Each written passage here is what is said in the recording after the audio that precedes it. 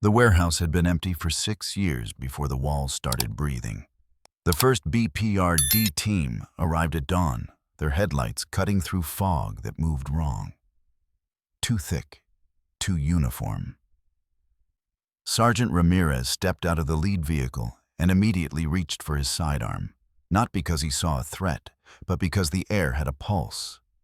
Low, industrial, like an engine running inside bone. The warehouse squatted at the edge of a dead manufacturing district outside Cleveland. Corrugated steel, broken windows. Nothing remarkable except for the smell, which wasn't decay or rust, but something warm and wet like an operating room left running overnight. Ramirez raised his fist.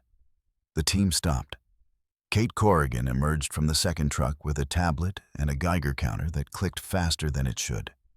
She was bureau, not field ops, but she'd seen enough to know when physics was taking a sick day. The counter wasn't picking up radiation. It was picking up rhythm. Abraham Sapien walked past her without speaking, boots crunching on gravel that had turned the color of liver. He knelt, pressed one webbed hand against the ground, and his gills flared. When he pulled his fingers back, they were sticky. Organic, he said quietly. Growing outward. One ring every 60 seconds. Kate checked her watch. The timestamp on the initial report was 11 hours old. She did the math and didn't like the answer. Ramirez waved 2 agents forward. They approached the warehouse's main entrance, a rolling door half collapsed on its track. One agent reached for the handle.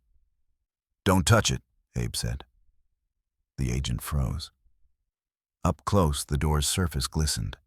Veins ran through the corrugated steel like marbling in meat. The metal itself had curved inward less like damage and more like a rib cage mid-breath. Kate activated her radio. "This is Corrigan. We need containment and red, now." The response crackled back. "Red's en route. ETA 20 minutes. She looked at the warehouse. 20 minutes felt optimistic. Inside, something that wasn't wind made a sound that wasn't words. Ramirez positioned his team in a perimeter while Kate photographed the glyphs. They were carved into the concrete foundation, circling the building in a pattern that started familiar and then diverged into something her database didn't recognize. Hellenic base structure, Sumerian syntax. But the connector symbols looked almost technical, diagrammatic, like someone had tried to build a sentence out of blueprints. Abe crouched near one glyph cluster, tracing the air above it without making contact. "It's not summoning," he said. "It's interfacing. With what? It does something that has protocols." Kate's tablet chimed. The linguistic analysis software had finished its first pass. Confidence score 18%. Nearest match Akkadian ritual invocation, but corrupted. The corruption wasn't random. It was iterative, like a translation that had passed through too many languages and picked up grammatical structures that shouldn't exist in dead tongues. She pulled up the reference image. Standard Demon Gate architecture used circular convergence points. These glyphs branched. They didn't summon something to a location. They opened a network. The warehouse shuddered. Not an earthquake. A startup sequence. Ramirez's radio screamed static, then cut to a flat tone that held for 3 seconds before resolving into what sounded like a carrier wave. His team heard it through their earpieces and ripped them out simultaneously, but the sound didn't stop. It was in the ground now, thrumming up through boot soles. Kate stumbled back as her tablet screen filled with interference. Not random snow. Patterns, repeating, binary underneath, or something close enough that her device tried to parse it and failed. Then the fog pulled back. Not dispersed, retracted, like something inhaling. The warehouse door opened. Not pulled, not kicked. It simply recessed into the wall as if the building had decided to stop being solid in that specific location. The darkness inside wasn't empty. It had depth, mass, weight. The air spilling out was humid and carried the scent of copper and ozone. Abe took one step back, his expression flat, but his gills shut tight. "That's not our hell." Kate stared at him. "What?" "The signature's wrong. This isn't demon summoning. It's dimensional breach, but the frequency..." He stopped searching for words. "It's adjacent, parallel, a hell that doesn't know our rules." From somewhere far above, a sound like metal tearing. Not from the warehouse, from the sky. Kate looked up. The clouds had a seam. That's when the pod hit. No warning, no descent arc. One moment the sky was intact, the next a capsule the size of a cargo container, punched through the cloud layer, doing Mach stupid, and cratered into the parking lot 60 meters out. The impact bent rebar, shattered asphalt, and sent a shockwave that flattened 2 chain-link fences. Ramirez's team hit the deck. Kate braced against the truck. Abe didn't move, just watched the crater with the stillness of someone who'd stopped being surprised by apocalypse decades ago. Steam vented from the pod's seams. Hydraulics hissed. A hatch blew outward, not broken, but released the bolts, shearing in perfect sequence like a machine designed to open exactly once under battlefield conditions. The figure that stepped out didn't announce itself, didn't scan the perimeter, didn't acknowledge the bureau team staring at it. It simply oriented toward the warehouse and started walking. Kate saw the armor first. Praetor class, if she had to guess, though no military database she'd ever accessed cataloged that configuration. Plating thick enough to stop high-caliber rounds, scored with impact damage that looked decades old. No insignia, no unit markings, just functional brutality wrapped around something human-shaped. That moved with the efficiency of a machine that had forgotten it used to feel fatigue. The helmet turned fractionally as it passed Ramirez's position. Not a threat assessment. Acknowledgement of presence, nothing more. The kind of glance you'd give furniture. Ramirez opened his mouth to say something, probably the word halt, but his training caught up with his mouth and he stayed quiet. You didn't halt something that moved like inevitability. The figure reached the warehouse threshold and paused. 1 second, 2. Then it stepped inside and the darkness swallowed it whole. No one followed. No one suggested it. For 5 seconds, nothing happened. Then, gunfire. Not panicked spray. Controlled bursts, the kind that came from someone who'd done this so many times. The weapon was an extension of decision-making. The muzzle flash lit the warehouse interior in strobing snapshots. Movement too fast to follow shapes, collapsing mid-formation mass, attempting density and failing to finish. The glyphs on the foundations flared once brilliant and desperate, then cracked down their center lines like overloaded circuits. The sound stopped. The warehouse exhaled. Not wind, depressurization. The organic growths on the walls withered inward, turning gray and brittle. The pulse in the ground flatlined. Kate's tablet rebooted itself and displayed a single error message, signal lost. Ramirez got to his feet slowly, weapon still drawn, and stared at the warehouse. What the hell was that? Abe didn't answer immediately. He was looking at the pod at the warehouse, at the seam in the sky that was already starting to close. When he finally spoke, his voice was very quiet. A white blood cell. The warehouse door slammed shut. Not mechanically, just sudden absence where there had been an opening, like the building had decided it was done being accessible. Kate heard tires on gravel and turned. A black SUV rolled to a stop 30 meters back, engine idling. The driver's door opened, and Hellboy climbed out, cigar already lit, his silhouette stark against the early morning gray. He looked at the crater, at the pod, at the warehouse, at Abe. "So," he said, exhaling smoke. "We doing this, or did someone already finish the job?" Abe gestured toward the warehouse. "Someone finished something." Hellboy studied the building for a long moment, his stone hand flexing once.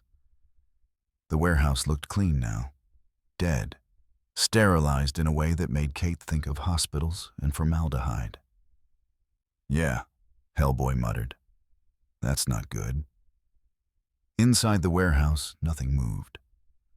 But outside in the distance, another seam opened in the sky.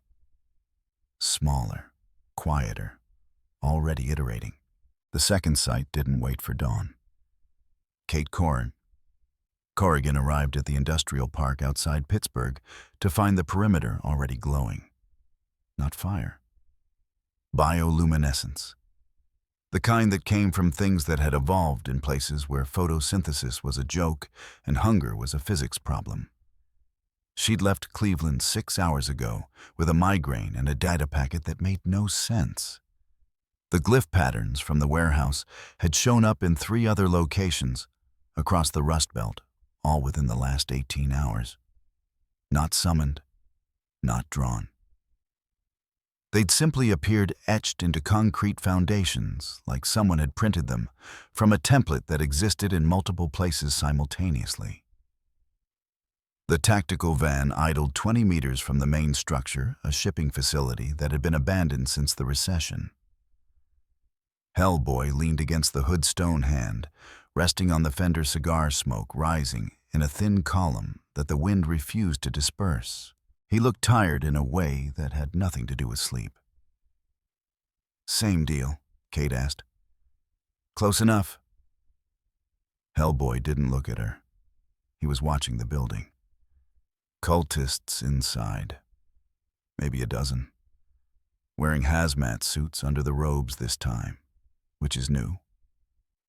Hazmat. Like they knew something was leaking. He tapped ash onto the gravel.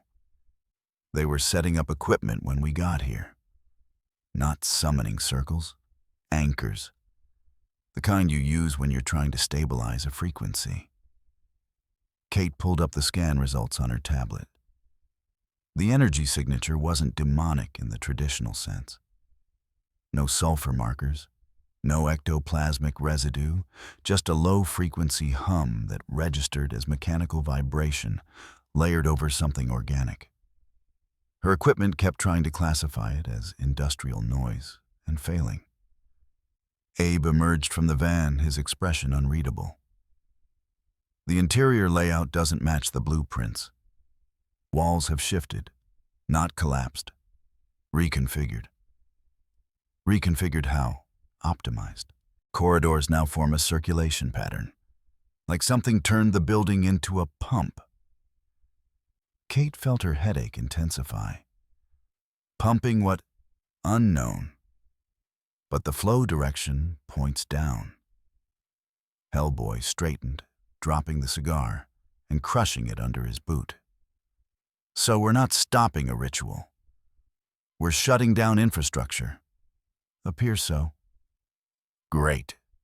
Hellboy started walking toward the building. "I'll try asking nicely first." He didn't get the chance. The main entrance blew outward, not from an explosion, but from pressure release, like an airlock equalizing. 3 cultists stumbled into the open, ripping off their respirators, eyes wide and streaming. They weren't running from Hellboy. They were running from something inside. One of them made it 5 steps before collapsing. The other 2 kept going, sprinting past the BPRD. Perimeter without acknowledgement, their robes flapping like broken wings. Hellboy stopped. Looked at Kate. That's not normal panic. The building settled with a sound like a server farm powering down. Lights visible through the high windows flickered once. then went dark in sequence left to right, as if someone were flipping breakers in order. Kate's tablet chimed. Signal lost, not jammed, terminated. Hellboy approached the entrance slowly, right hand raised in something between ready stance and reluctant salute. The interior was dark except for emergency lighting that cast everything in red. The air smelled like ozone and wet concrete. He stepped inside. The cultists hadn't been running from a demon. They'd been running from efficiency. The ritual chamber was intact, but inert. The anchor equipment lay in pieces not shattered, but disassembled components arranged in neat rows like an inventory audit. The glyphs on the floor had been methodically defaced, each sigil broken at its connection point to sever the circuit. No burns, no claw marks, just surgical removal of function. In the center of the space, a figure in Predator armor stood motionless, examining what looked like a control node. A black sphere wrapped in cables that pulsed with faint bioluminescence. The figure turned the sphere slowly, studying it from multiple angles, then crushed it between gauntleted hands. The cable spasmed once and went limp. Hellboy watched this happen. Waited for acknowledgement. Got none. You know, Hellboy said, voice measured. Usually when hell knocks, it at least follows the damn door protocol. The armored figure glanced at him. Not a threat assessment, just confirmation of irrelevance. Then it turned and walked toward a secondary exit, boots crunching over fragments of ritual components. Hellboy considered stopping it, considered asking questions, considered a lot of things that his experience told him wouldn't matter. Yeah, he muttered to the empty room. Didn't think so. By the time Kate and Abe entered the building, it was already cooling. The walls had stopped their subtle respiration. The glyphs were ash. Abe knelt near one of the broken anchor points, fingers hovering over residue that looked like motor oil mixed with something translucent. This was interrupted mid-activation, but not by force, by deprivation. Someone cut the supply line. Kate scanned the disassembled equipment. It's like watching someone perform surgery. Everything removed in order, nothing wasted. Not surgery, Abe corrected quietly. Decommissioning. Hellboy emerged from a side corridor where the cultists had stored their supplies. Crates of industrial batteries, refrigeration units, medical-grade 4 stands still wrapped in plastic. They were setting up for long-term operation. This wasn't a one-time summoning. This was infrastructure. Kate felt something cold settle in her chest. How many sites did the scan identify? 3 confirmed, 5 possibles. And we've been to 2. Hellboy nodded slowly, which means someone's hitting them faster than we can respond. They found the 3rd site already dark. A warehouse in Gary, Indiana. The tactical team arrived to discover the front gate open, the building silent, and a single cultist sitting on the loading dock with his head in his hands. When questioned, he just kept repeating the same phrase. It wasn't supposed to go down. It was supposed to spread. The interior matched the others. Ritual broken. Equipment cataloged and destroyed. Energy signature flatlined. Kate stood in the middle of the empty space and tried to build a model that made sense. Traditional demonic incursion followed patterns. You identified the entry point, sealed it, banished the entity, and cleaned up the collateral. It was messy and dangerous, but it had a shape. This didn't have a shape. This had a through line. She pulled up the map overlay on her tablet, marking the 3 dead sites. They formed a triangle. Equilateral, precise. And in the center where the geometry converged, her algorithm had flagged a 4th location. A condemned factory complex outside Detroit, scheduled for demolition next month. Abe appeared beside her, looking at the screen. That's not random placement. No, it's a transmission array. Kate zoomed in on the Detroit site.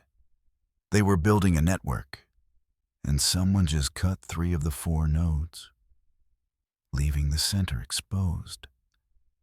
Kate sent the coordinates to the tactical van and started walking. We need to get there before... She stopped. Hellboy was standing near the warehouse's loading area, looking at something on the ground. When Kate approached, she saw what had caught his attention. Boot prints. Not from the cultists. Deep treads, evenly spaced, leading away from the building in a straight line toward the northern access road. The prints didn't waver, didn't circle back, didn't hesitate. They just proceeded to the next objective. He's not investigating, Hellboy said quietly. He's executing a sequence. Do we follow? Hellboy looked at the prints for a long moment. I don't think it matters if we do. Detroit burned colder than the others. They arrived to find the factory complex locked down by something that wasn't BPRD. The perimeter was marked with warning beacons that pulsed in a frequency Kate's equipment struggled to register.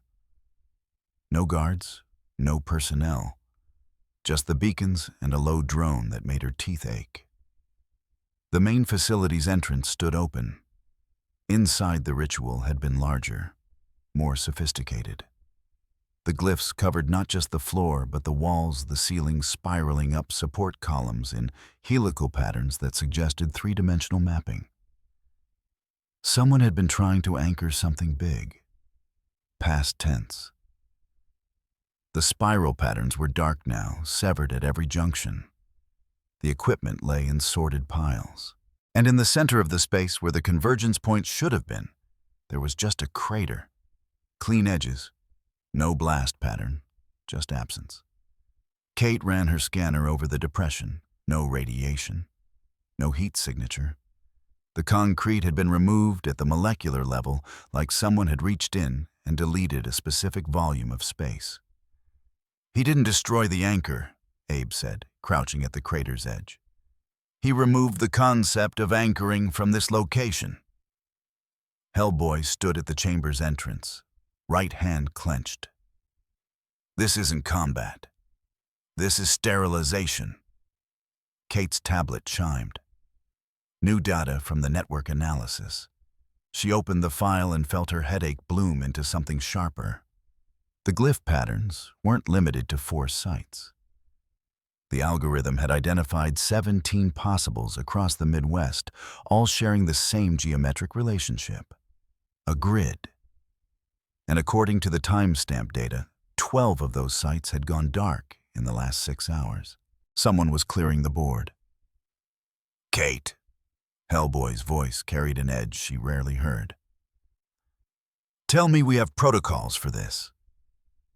She looked at the map at the red dots turning gray in sequence and realized they were watching something unprecedented. Not an invasion, a systematic rejection. We don't, she admitted. Because we've never had to deal with something that treats hell like a logistical problem. Abe straightened his gills, fluttering in a pattern that meant deep unease. The question becomes, what happens when he runs out of sites to sterilize? Hellboy didn't answer. He was looking at something near the far wall. Kate followed his gaze and saw it. A handprint. Pressed into the concrete, too large, fingers too long, and around it spiraling outward in fractal repetition, smaller handprints. Growing, multiplying, still wet. The building's ambient temperature dropped 3 degrees in 5 seconds. Kate's breath misted. The handprints began to steam. That's not from the ritual, Abe said, backing toward the exit. That's new. Hellboy raised his right hand, stone fingers spreading. Yeah, someone just changed the pattern. Outside, beyond the perimeter, a car alarm started wailing.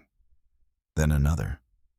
Then 6 more in cascading sequence, forming a chorus that spiraled outward from the factory like ripples from a stone dropped in still water. Kate checked her tablet one more time. The map had updated. New sites flagged. Not 17 anymore, 34. And the geometry had shifted. The network wasn't transmitting anymore. It was copying itself. The summoning failed before it started. Father Mikhail had prepared the ritual with the precision of 40 years' practice. The circle was perfect. The offerings were fresh. The words were exact, pulled from texts older than Cyrillic script, and he'd checked every syllable 3 times because you didn't improvise when calling something that could remember your mistakes across centuries. He began the invocation at midnight. By 12:03, he knew something was profoundly wrong. The candles didn't gutter. The air didn't chill. The blood in the offering bowl didn't react. None of the traditional responses manifested. The ritual simply sat there inert, like a phone call to a number that had been disconnected. Father Mikhail tried again. Different entity, same silence. He checked his notes, his materials, his positioning. Everything was correct. Everything should have worked. The geometry was sound. The lunar phase was optimal. There was no reason for failure. Except one. The entities weren't answering because they'd stopped listening. 300 miles away in a monastery basement that technically didn't exist on any church registry. Grigory Rasputin stood before a scrying mirror and watched Father Mikhail's ritual collapse into irrelevance. The mirror's surface showed not the present, but the pattern, the web of connections that bound hell to earth through centuries of accumulated transactions. And the web was tearing. Not violently, not dramatically, just methodically, connection by connection, as if someone were working through a checklist and ticking off items with bureaucratic thoroughness. Rasputin's reflection smiled, though the man himself did not. Fascinating, he murmured to the empty room. A variable outside the framework. He turned from the mirror and walked to a table where maps lay spread across ancient wood. Red pins marked traditional sites of power. Black pins marked recent disturbances, and white pins, added just this morning, marked locations that had simply stopped responding to any form of metaphysical inquiry. The white pins formed a pattern, deliberate, efficient. The work of something that understood systems better than it understood fear. Rasputin placed another white pin, then another. The pattern expanded like an infection map, but the pathology was backwards. This wasn't contamination spreading. This was sterilization advancing. He pulled a leather journal from the shelf, its pages crackling with age and something older than age. The text inside was written in a dozen languages, some of which no longer had living speakers. He flipped to a section marked with a strip of scarlet cloth and read a passage he'd consulted only once before during the war, when conventional apocalypse had failed and he'd needed to understand why prophecy sometimes bent. The passage described something the old scholars had called the rejection. A theoretical scenario where the natural order encountered an element so fundamentally incompatible with its structure that reality itself would rather break than accommodate it. Rasputin had always assumed it was metaphor. He was reconsidering. The mirror pulsed. An update. Another site dark. Father Mikhail's location had just turned white. Rasputin closed the journal and returned to the maps. He began moving pins, not randomly, but strategically creating new nodes in locations where the pattern hadn't reached yet. Decoys, attractors. And at the center where the geometry converged most strongly, he placed a single red pin. Not a site. A person. The BPRD. Command Post had the atmosphere of a morgue, where the bodies kept filing their own paperwork. Kate Corrigan sat surrounded by tablets displaying real-time updates from sensor networks across 17 states, and every third update was a flatline. Not equipment failure. Absence.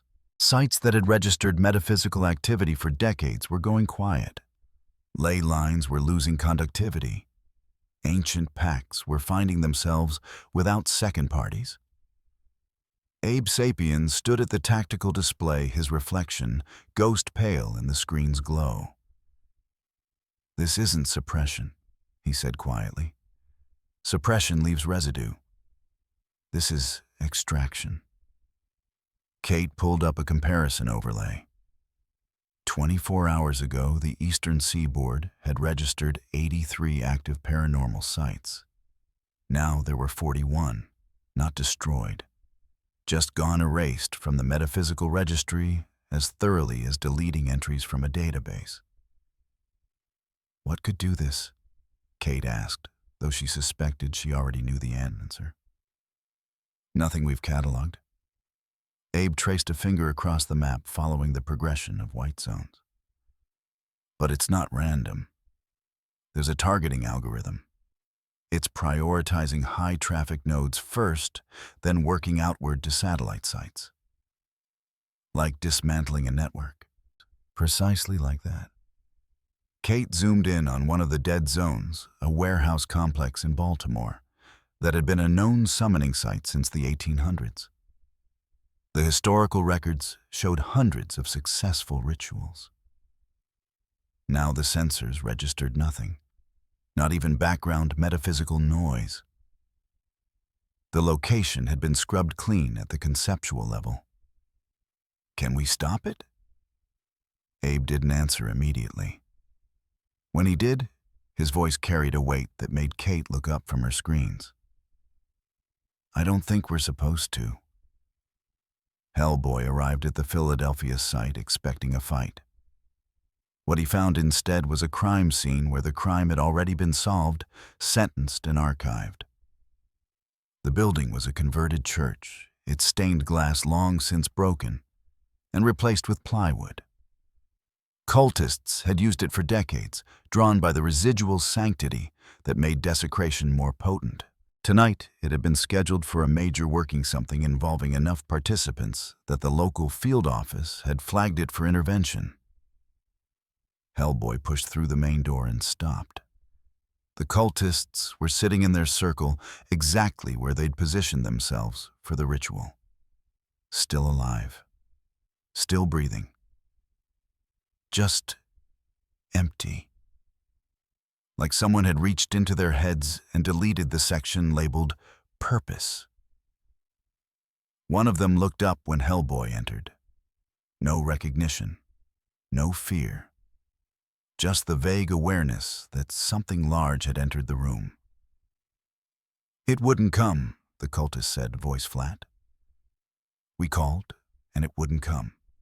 None of them would." Hellboy approached the ritual circle slowly.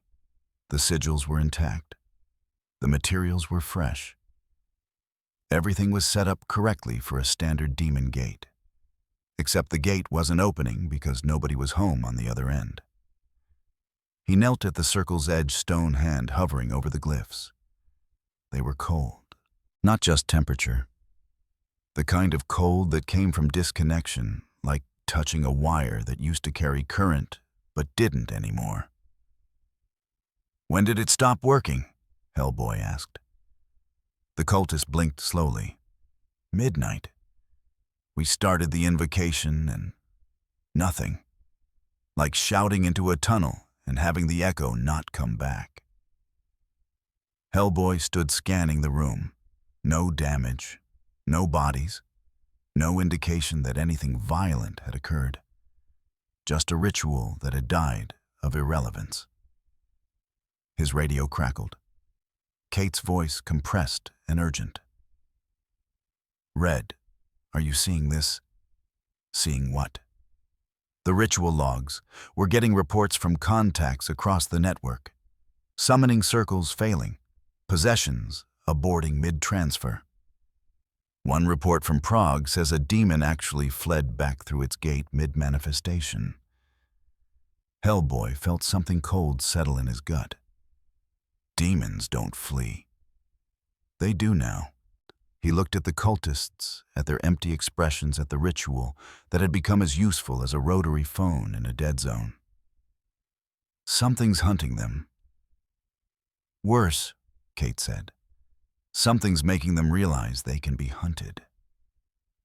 The cathedral in Boston had stood for 300 years and served as an anchor point for darker workings for 200 of them. The basement crypt housed relics that predated the structure itself, objects of power that various factions had tried to claim over the centuries without success.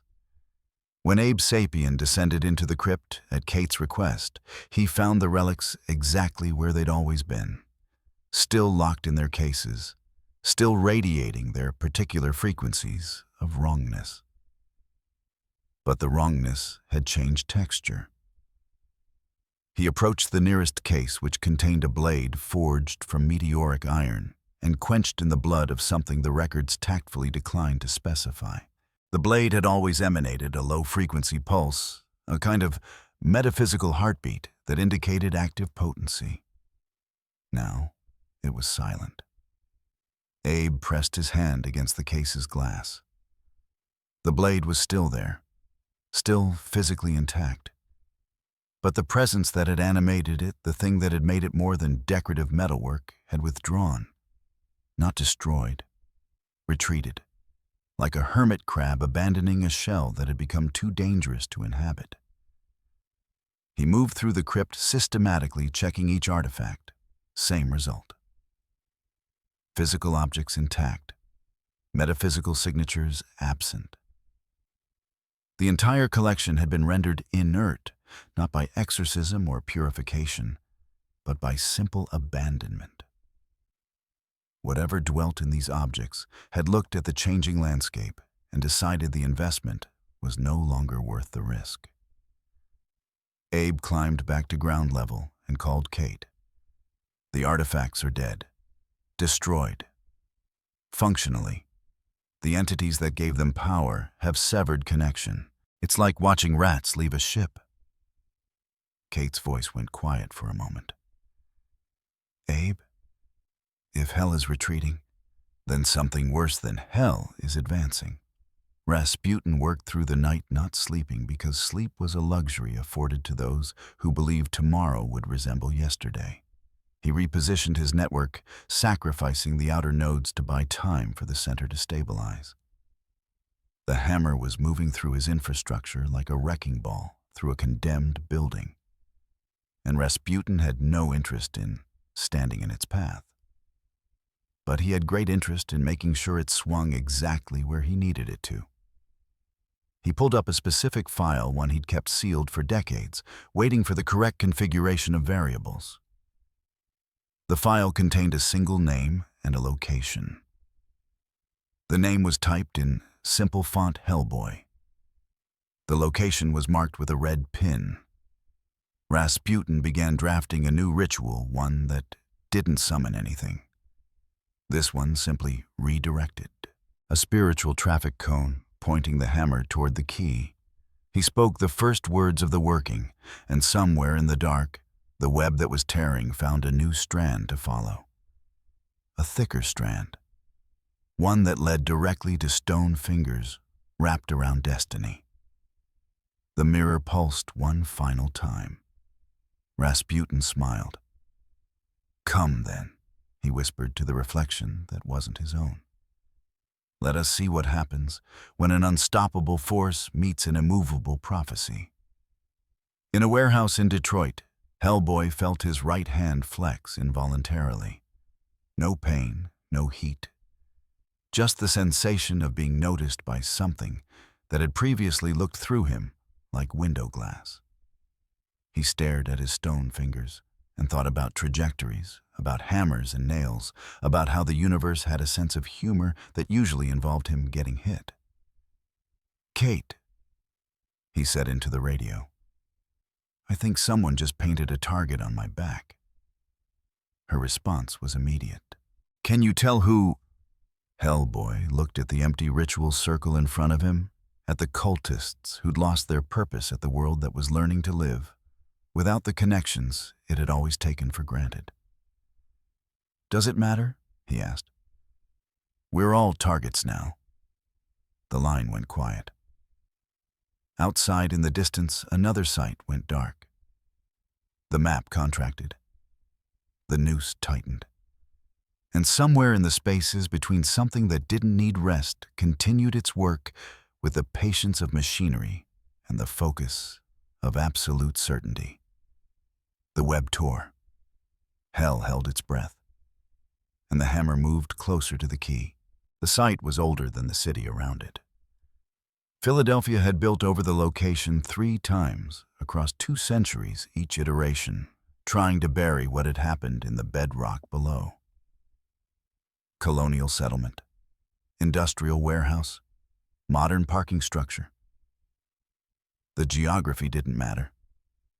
The substrate remained constant, and the substrate remembered things that concrete and asphalt couldn't forget. Kate Corrigan stood at the perimeter fence with a tablet showing ground-penetrating radar that made her head hurt. The scan wasn't detecting architecture. It was detecting intention carved into stone in patterns that predated written language.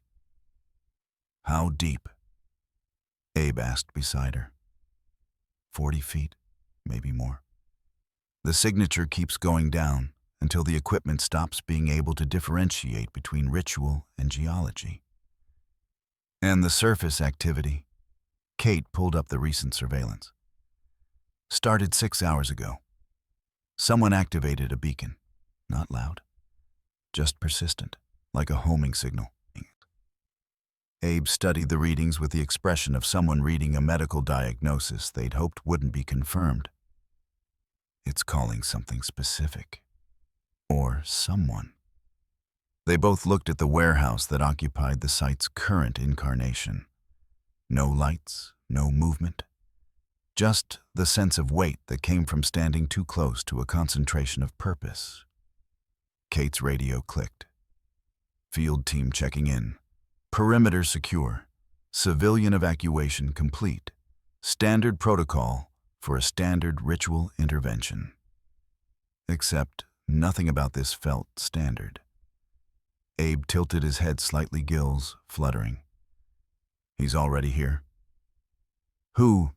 The variable. Kate felt her throat tighten. "Slayer." "Inside, moving through the sublevels." Abe's voice went very quiet. "Not clearing them, mapping them."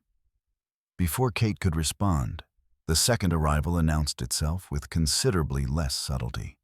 The BPRD. Convoy rolling up the access road consisted of 3 armored transports and 1 black SUV that parked with the kind of casual disregard for designated spaces that meant Hellboy was driving. He climbed out, cigar already lit, and walked directly to where Kate and Abe stood without preamble or greeting. His right hand hung at his side, stone fingers slightly spread, and Kate noticed something she'd never seen before. The hand was warm. Not metaphorically, actually radiating heat like machinery under load. "Talk," Hellboy said. Kate handed him the tablet. He glanced at the scan for 3 seconds, handed it back, and started walking toward the warehouse. "Red, we haven't cleared. Don't care." He didn't look back. "Whatever's down there isn't waiting for clearance." Abe followed, and Kate had no choice but to keep pace. They entered through a service door that had been left open, not forced. Just unsealed, as if the building had decided locks were no longer relevant. The interior had been stripped decades ago, leaving only the skeleton of industrial infrastructure. Concrete floors, steel support columns, darkness that felt textured like it had substance beyond absence of light. Hellboy's right hand pulsed once. Not a glow. A throb like a heartbeat sinking to an external rhythm. He stopped walking. "You feel that?" Kate asked. "Yeah." Hellboy's jaw tightened. "It's not pulling. It's listening." Abe moved to a stairwell descending into the sublevels. The rituals below. Old foundation pre-colonial. Someone knew what they were building on top of. They descended. The temperature dropped 5 degrees per floor until Kate's breath misted and her fingers went numb, even through gloves. The architectural style changed as they went down concrete, giving way to brick, giving way to hand-carved stone that belonged to a construction timeline the city's official history didn't acknowledge. The ritual chamber occupied what had once been a root cellar, expanded and modified over generations until it resembled less a room and more a gallery of accumulated intention. Glyphs covered every surface layered so thickly they'd merged into a palimpsest of conflicting geometries. But the ritual itself was only half complete. Someone had begun the working, laid out the materials, prepared the invocations. And then someone else had walked through and methodically disconnected every third component, breaking the circuit without destroying the structure. The ritual sat there like a car with half its spark plugs removed intact but inoperable. In the center of the space, examining what looked like a resonance chamber carved into the floor itself, stood the armored figure Kate had seen in Cleveland. It didn't acknowledge their arrival, didn't react to their presence, just continued its analysis with the focus of someone conducting an inspection on equipment that might or might not meet specifications. Hellboy descended the final steps and stopped at the chamber's threshold. The right hand pulsed again, harder this time, hot enough that Kate saw steam rise from Hellboy's knuckles. The armored figure turned its head fractionally, not looking at Hellboy, looking at the hand, measuring, calculating. The helmet's optics gleamed in the dim light, twin points of cold assessment that carried no hostility because hostility required emotion, and this was purely diagnostic. Hellboy raised his right hand slowly, not in threat, but in acknowledgement. So, you're the one making Hell nervous. No response. The figure returned its attention to the resonance chamber, reaching down to touch the carved stone at its center. Where its gauntlet made contact, the glyph work flickered once and went dark, not burned out, but severed from its power source. That's connected to old things, Hellboy said, voice carefully neutral. Things that don't like being disconnected. The figure straightened and faced him fully for the first time. Kate had seen Hellboy stare down gods and demons and things that predated both. She'd seen him face apocalypse with a shrug and a one-liner. She'd never seen him absolutely still, every muscle-locked stone hand radiating heat like a forge. The two of them stood there 15 feet apart, and the chamber's temperature continued to drop. Abe moved to Kate's side, his voice barely a whisper. They're not fighting. Then what are they doing? Recognizing. The armored figure took one step forward. Just one. Its right hand moved to rest on a weapon Kate couldn't identify, but the motion wasn't preparation. It was consideration. The kind of calculation that happened when you evaluated whether a problem could be solved with a tool you already possessed or required a different approach entirely. Hellboy's right hand clenched. Heat waves shimmered in the frigid air. I'm not the lock, Hellboy said quietly. I'm the key. And you're trying to figure out if you can break me without breaking what I unlock. The helmet tilted. Fractional. Acknowledgement without agreement. Problem is, Hellboy continued, voice steady despite the tremor Kate could see running up his arm. I don't unlock easy. And the things I'm connected to don't appreciate outside interference. For 5 seconds, nothing moved. Then a sound echoed from deeper in the sublevel. Grinding stone. Something large shifting position. The ritual might have been interrupted, but the foundation it was built on had been active for centuries and centuries of accumulated power. didn't shut down just because the current operator had paused. The resonance chamber began to pulse. Slow rhythm, old rhythm, the kind of heartbeat that belonged to something that had been waiting a very long time for the right combination of elements to align. Hellboy felt it immediately. His right hand didn't heat up. It locked. Seized like a joint frozen mid-motion, fingers splayed and immobile. Kate saw his expression shift from wary to trapped in the space of a heartbeat. Abe. The chamber's activating. Something's using Hellboy's proximity as a catalyst. The walls began to bleed. Not metaphorically. Actual liquid running down stone faces, dark and viscous, pooling in the carved channels that connected the glyph work into a massive circuit board. The ritual hadn't been interrupted. It had been waiting for the correct input. And Hellboy had just walked into range. The armored figure moved, not toward Hellboy, toward the chamber's edge where a nexus of carved channels converged into a central reservoir. It drove one armored boot through the stone with the precision of someone breaking a specific circuit breaker in a specific panel. The reservoir cracked. The liquid flow, stuttered, rerouted, began draining away from the convergence point. The pressure on Hellboy's hand released. He stumbled back, stone fingers unlocking with a crack like shifting tectonic plates. When he looked up, the armored figure was already moving toward a secondary exit Kate hadn't noticed, walking with the same unhurried pace it had maintained since they'd arrived. "Wait," Hellboy called. The figure paused. Didn't turn, just stopped. "What happens when you run out of things to break?" The helmet turned fractionally enough for Kate to see the reflected glow of emergency lighting in its optics. Then it continued through the exit and was gone. The grinding from below ceased. The walls stopped bleeding. The ritual chamber went silent, except for the sound of liquid dripping into cracks that would never refill.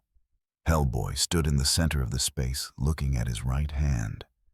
Steam still rose from the stone, but the heat was fading.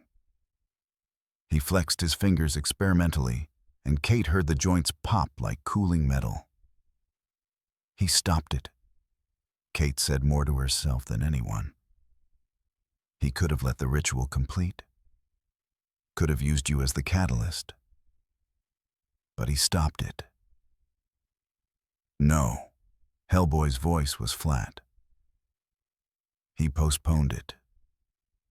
There's a difference. Abe examined the broken reservoir, trailing his fingers through residual liquid that evaporated at his touch. He's confirming parameters, testing whether the right hand can be isolated from its function. And, Kate asked, it can't. The hand isn't just a key. It's part of the lock mechanism itself. You can't break one without destabilizing the other. Hellboy turned and headed for the stairs. So he's going to find another way. Kate followed. Another way to what? To solve the problem I represent without destroying what I'm attached to.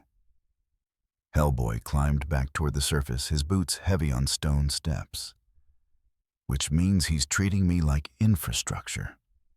Not an enemy, not an ally.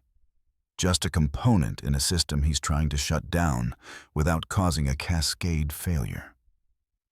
They emerged into the warehouse's ground level, where the temperature was merely cold instead of Arctic. Hellboy paused at the exit, looking back at the stairwell they'd ascended. Kate, next time we track him to a site, I need you to do something for me. What? Don't tell me where it is. He pulled out a fresh cigar but didn't light it. Because whatever he's doing, wherever he's going, I'm starting to realize I'm the roadmap. And I really don't want to find out what happens when he finishes reading. Outside, the night had progressed without incident. No demonic eruptions, no apocalyptic signs. Just a city continuing its business around a foundation that would never activate again. Kate checked her tablet. 3 new sites had flagged in the last hour. White pins on Rasputin's map, she thought. Locations going dark as the systematic dismantlement continued. But one pin was different, red instead of white. And it was stationary, positioned exactly at the convergence point of every major ley line intersection in the Eastern Corridor. She zoomed in on the coordinates and felt ice settle in her stomach.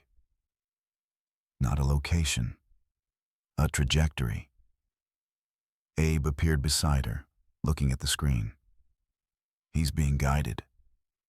By what? By whoever designed this ritual. Whoever wanted Hellboy in that chamber. Abe's gills fluttered rapidly. Someone's using the variable as a targeting laser, pointing it exactly where they want it to go. Kate thought about trajectories, about hammers and keys, about the way Rasputin had moved pins on his map. Then we need to figure out where that laser's pointing, she said, before Hellboy ends up in the crosshairs. In the sub-level, unobserved, a single glyph that hadn't been there before began to glow. Not part of the original ritual. Fresh. Carved into stone while no one was watching. It pulsed once, sending a signal into channels that connected to networks that stretched across continents. The signal carried a simple message: confirmation received. Key is intact. Begin Phase 2. 300 miles away, in a room full of mirrors that reflected things that weren't in the room with them. Grigory Rasputin placed another red pin. This one marked a location in the British Isles, where a storm was beginning to gather that had nothing to do with weather. The storm over the British Isles didn't follow meteorological patterns because it wasn't weather. Kate watched the satellite feed with mounting dread as the system spiraled counter to every atmospheric model the Bureau had on file. The rotation was backwards. The pressure gradients made no sense. And the lightning struck upward more often than down, arcing from standing stones and hilltops into clouds that absorbed the discharge like batteries charging. How long until landfall? She asked. The meteorologist assigned to the tactical center looked like he wanted to quit his job. It's already making landfall. Has been for 6 hours. It's just not moving inland because... He trailed off, unwilling to finish the sentence. Because it's anchored, Abe completed quietly. The storm isn't traveling. It's manifestating. Kate pulled up the seismic data. 17 separate tremors in the last 3 hours, all clustered around prehistoric sites that official archaeology had cataloged as ceremonial but never explained. The pattern was too precise to be tectonic and too widespread to be localized ritual activity. Something was waking up that had been sleeping under acceptable terminology for centuries. Where's Hellboy? Already on approach. He took the fastest transport we had. Kate looked at the storm's core coordinates and felt her chest tighten. The eye was stationary directly over a cluster of sites associated with the oldest strata of British folklore. The kind of places where stone circles predated written history and the ground itself remembered things that had never been properly named. Places where Nimu's name appeared in fragments of text too damaged to translate completely. And the variable, Abe, pointed to a different section of the map where seismic sensors had registered something that wasn't an earthquake, but shared similar characteristics. Underground, moving through what looks like a network of natural caverns, except the caverns aren't natural and weren't there yesterday. How do you know they weren't there? Because we did ground surveys 2 months ago for a different investigation. The bedrock was solid. Abe's gills fluttered rapidly. Someone opened passages. Or something did. Kate studied the 2 trajectories. Hellboy approaching from the air, descending into the storm's center. the variable moving through substrate that was rearranging itself in real time, both converging on the same geological focal point from different vectors. "They're being funneled," she said. "Yes." "Can we warn Hellboy?" Abe's expression answered before his words did. "He knows. He's going anyway." The helicopter couldn't get within 2 miles of the core. Hellboy jumped from a height that would have killed anyone whose skeleton wasn't used to casual physics violations, hit the hillside hard enough to crater turf, and started walking. Rain fell sideways. Lightning carved the sky into geometric shapes that hurt to look at directly. The air tasted like copper and old iron, and something older than either. His right hand was burning. Not pain, just heat, like holding metal that had been left in sunlight too long, except the heat came from inside the stone and radiated outward in pulses that matched the lightning strikes. Every time thunder rolled, his fingers flexed involuntarily. The first folklore manifestation appeared 100 meters in stumbling out of the rain, with eyes that reflected light wrong. Once it might have been a farmer, or a hunter, or just someone who'd lived in these hills before the Romans came and left ghosts in the landscape. Now it was just shape wearing the idea of humanity, like clothing several sizes too large. Hellboy didn't slow down.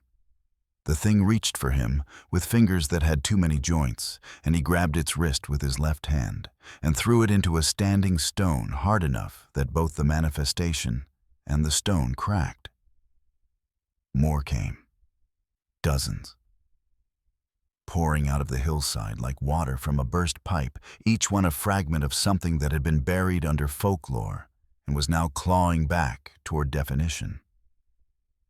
Hellboy fought through them, not with precision, but with the blunt efficiency of someone who'd stopped caring about elegance around his third apocalypse. Stone fist through manifestations that dissolved into rain. Left hand grabbing and throwing entities that hadn't been solid a moment before and wouldn't be solid again after impact. He reached the standing stones and stopped. Nemu stood in the center of the circle, except it wasn't entirely Nemu anymore. The proportions were wrong. Too tall. Limbs slightly too long. Skin that shifted between flesh and something that looked like polished obsidian in the lightning's flash. Her eyes were open, but empty sockets filled with a darkness that had depth beyond the skull's capacity. "Nemu," Hellboy said. Just the name, no command, no plea, just recognition. The thing wearing her turned its head with a motion that suggested joints working in directions spines weren't designed for. When it spoke, the voice came from everywhere, except its mouth. "The key stands in the lock," it said. "The door remembers opening." Hellboy's right hand clenched. "Yeah, I've heard the speech. You're old, you're hungry, you want the world to remember how to end." He raised his stone fist. "My answer's still no." Lightning struck the ground between them, and reality split. Not metaphorically. The air fractured like glass, showing layers underneath. Earth and storm at the surface level. Beneath that, something vast and patient that had been waiting so long it had fossilized around its own hunger. Ogdru Jahad didn't emerge. It pressed against the boundary, and the boundary bulged inward, stretching toward rupture. Hellboy felt his right hand lock. Not seized this time. Invited. The stone itself recognizing something in the vast presence, and trying to reach back, trying to complete the circuit that prophecy had drawn in geological time. He forced his arm down stone, grinding against metaphysical resistance, and took a step toward Nemu. That's when he heard the screaming. Not from the storm. From the village 2 miles northeast, where evacuation had stalled because the folklore manifestations had gotten there first. Civilians trapped in buildings that were aging centuries per minute, stone walls, remembering their original construction and reverting to it regardless of current occupants. Hellboy looked at Nemu at the boundary, pressing inward at his right hand, burning with invitation. Then he looked toward the village. The choice took 1 second. He turned and ran. Below ground, in passages that hadn't existed until architecture was needed, the Doomslayer moved through spaces that were half geology and half nightmare. The cavern system had formed in response to the surface ritual bedrock reorganizing itself to create infrastructure for something too large to manifest without proper support. Stone flowed like living tissue carving channels and chambers according to specifications that predated human understanding of structural engineering. The Slayer ignored the biology. Focused on the function, each chamber held an anchor point, physical manifestation of the connection between surface and substrate reality and the thing pressing against it. The anchors looked organic, pulsing with bioluminescence that followed arterial patterns, but they operated on mechanical principles. Input processing output. Power flowing from below converted and channeled upward to feed the surface manifestation. The Slayer approached the first anchor and analyzed it for 3 seconds. Not studying, identifying optimal destruction sequence. The anchor had 17 connection points. The Slayer destroyed 9 of them with precision that suggested engineering background rather than combat instinct.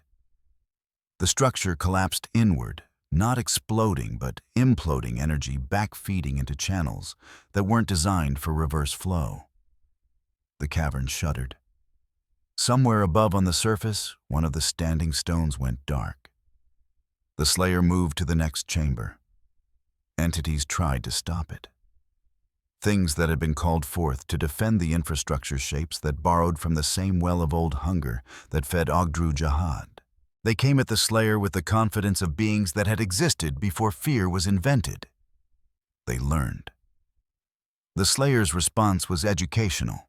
Not aggressive, not defensive, simply corrective.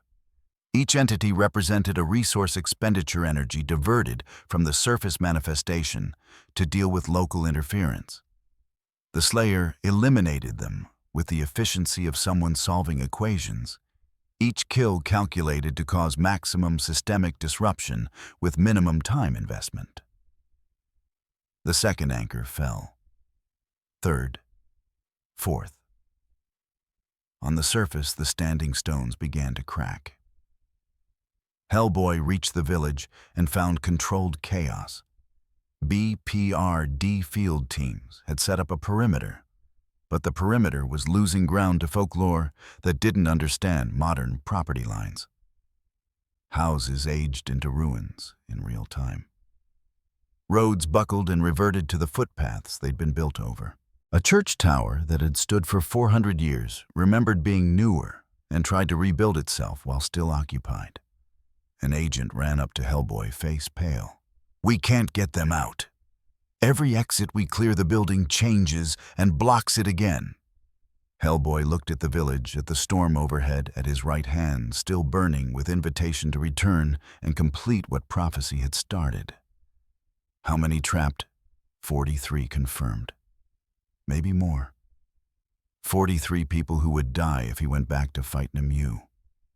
43 reasons to stay here, instead of stopping what he could feel building at the standing stone's pressure mounting like a boiler without a release valve. He chose the people. Get everyone to the church. Stones older there might resist the reversion longer. He grabbed a support beam that was trying to collapse and held it in place through sheer stubborn mass.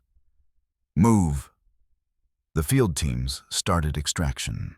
Hellboy held the building together with one hand, his right hand, useless for the task, burning hot enough now that rain evaporated before touching the stone.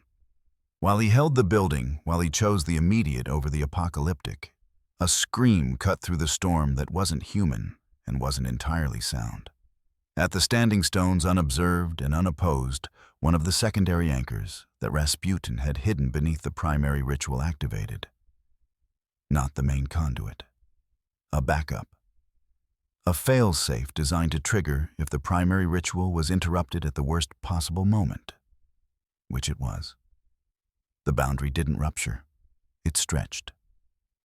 Ogdru Jahad pressed deeper into the gap, not emerging but establishing presence-planting weight in a world that had been trying to keep it theoretical. Hellboy felt it in his right hand. The stone didn't just heat up. It resonated, vibrating at a frequency that made his teeth ache and his vision blur. For just a second he saw layers, earth and what pressed beneath it. The village and the vast patience that wanted to unmake it. 43 people, and the hunger that would consume billions if given the chance. He chose to keep holding the building. The backup anchor locked into place. Ogdru Jahad gained another layer of tangibility. And deep below, in passages that were collapsing as fast as the Slayer dismantled them, something fundamental shifted. The cavern network stopped being defensive architecture and started being evacuation route. Not for the entities, for the infrastructure itself. Hell was abandoning the position. The Slayer reached the central chamber and found it empty. No anchor, no conduit. Just a message carved into living stone in a language that predated language symbols that conveyed meaning through pattern rather than translation. The message was simple. You cannot stop this by stopping pieces. The Slayer looked at the message for 5 seconds, not reading, confirming.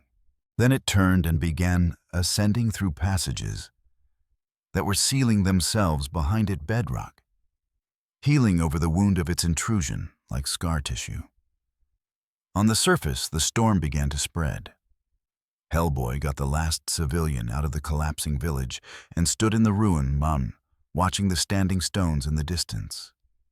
They were dark now, silent.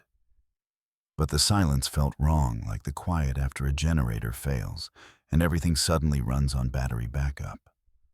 The storm hadn't stopped. It had stabilized. His communicator crackled. Kate's voice tight with strain.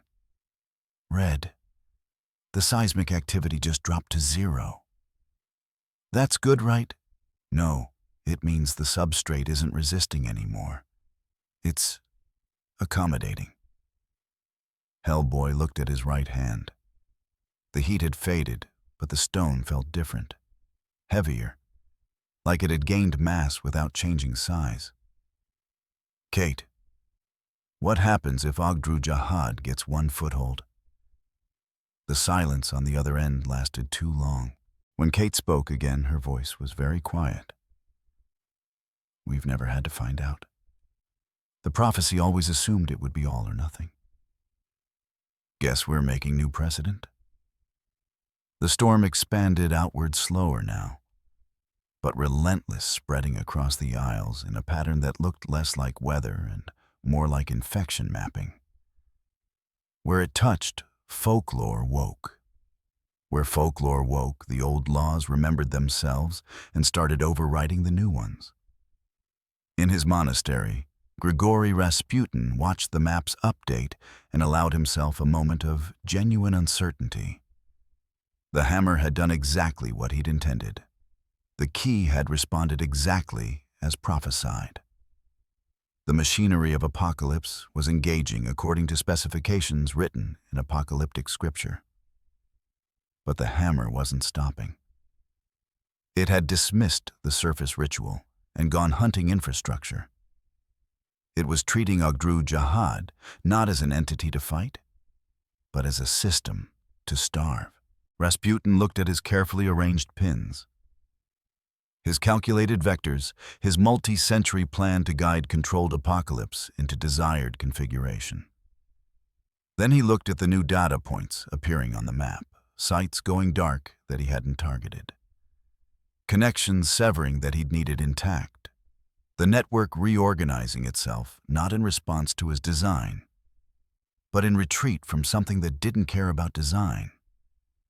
For the first time in 200 years, Grigory Rasputin considered the possibility that he'd made a mistake. Not in the ritual, not in the prophecy. In assuming that everything powerful enough to threaten worlds would be willing to negotiate with them first. He placed another pin, red, marking Hell's probable response vector, and a white pin marking where the hammer would be in 6 hours if it maintained current trajectory. They converged on the same point, below ground level, where the boundary between worlds was thinnest and the oldest passages led deepest. Pandemonium. Rasputin closed his journal and prepared for the end of the world to become competitive. The storm had settled into permanence. Kate Corrigan stood in the BPRD Mobile Command Center watching data streams that no longer made sense according to any framework she'd spent 20 years mastering. The Isles weren't experiencing weather anymore. They were experiencing transformation, a slow-motion rewrite of consensus reality that progressed at roughly 1 square mile per hour. Folklore wasn't manifesting. It was replacing. A village that had existed on maps since the Domesday Book now appeared in satellite imagery as standing stones arranged in patterns that predated the village by millennia. Roads vanished where old footpaths had been. Modern construction aged backwards into the materials and methods that had preceded it. The world was remembering an older version of itself and deciding that version had been better. Abe appeared beside her, his movements silent despite the tactical center's activity. The Edinburgh rift closed. Kate looked up sharply. We contained it. No. It closed itself, mid-manifestation. The entity that was coming through retreated. Retreated where? Back, wherever back is for things that technically don't have location. Abe pulled up the rift's final readings. It didn't withdraw because we forced it. It withdrew because something made continuing forward more dangerous than staying where it was. Kate felt cold settle into her bones. Hell is running away from Earth. Not Earth. From what's hunting Hell's infrastructure on Earth. Abe gestured to the map, showing the network of dead sites spreading across 3 continents. We're not fighting an invasion anymore. We're observing an extinction event. 20 miles from the storm's edge, in a bunker that had served as a fallback position for various end-of-world scenarios, Hellboy sat with his right hand resting on a table that had seen better apocalypses. The stone was quiet now. No heat, no resonance. Just weight in the memory of invitation. A field medic had tried to check him for injuries and given up when Hellboy waved her off with a look that suggested he'd had enough of people trying to help. He was fine, physically. The kind of fine that came from walking away from something that should have killed you and knowing you'd only walked away because you'd chosen other people's lives over stopping it. 43 civilians were alive because he'd held a collapsing building instead of charging back to the standing stones. The backup anchor had locked into place because he'd been holding that building. The math was simple and completely unsolvable. His communicator crackled. Kate's voice carefully neutral. Red, we need to talk about next steps. What next steps? Hellboy's voice came out rougher than intended. Storm stable. Ogdru's got a foothold. We're in damage control now, not prevention. That's what I need to talk to you about. We're not in control of the damage anymore. Hellboy looked at his right hand and thought about prophecy, about keys and locks. About how many times he'd told the universe to go to hell while standing in the exact position the universe had predicted. Send me the coordinates, he said. I'll do what I can. That's the problem, Red. I don't think we can do anything. The plateau had been carved flat by something that understood geometry better than geology. Hellboy approached the site on foot boots crunching on stone that had been pulverized to consistency that suggested industrial machinery rather than natural erosion. The area was a dead zone now, sensors flatlined, metaphysical background radiation at 0. A perfect circle 200 meters across, where reality had been scrubbed clean at the conceptual level. At the center, a single pillar remained standing. Ancient stone covered in glyphs that BPRD databases couldn't classify. The pillar had been a major anchor point, a through line connecting surface ritual to substrate power for at least 3,000 years.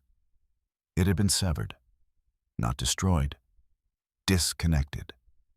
The stone was intact, but the connection it had maintained was gone, cut with the precision of someone who understood exactly which threads to pull to unravel the entire tapestry.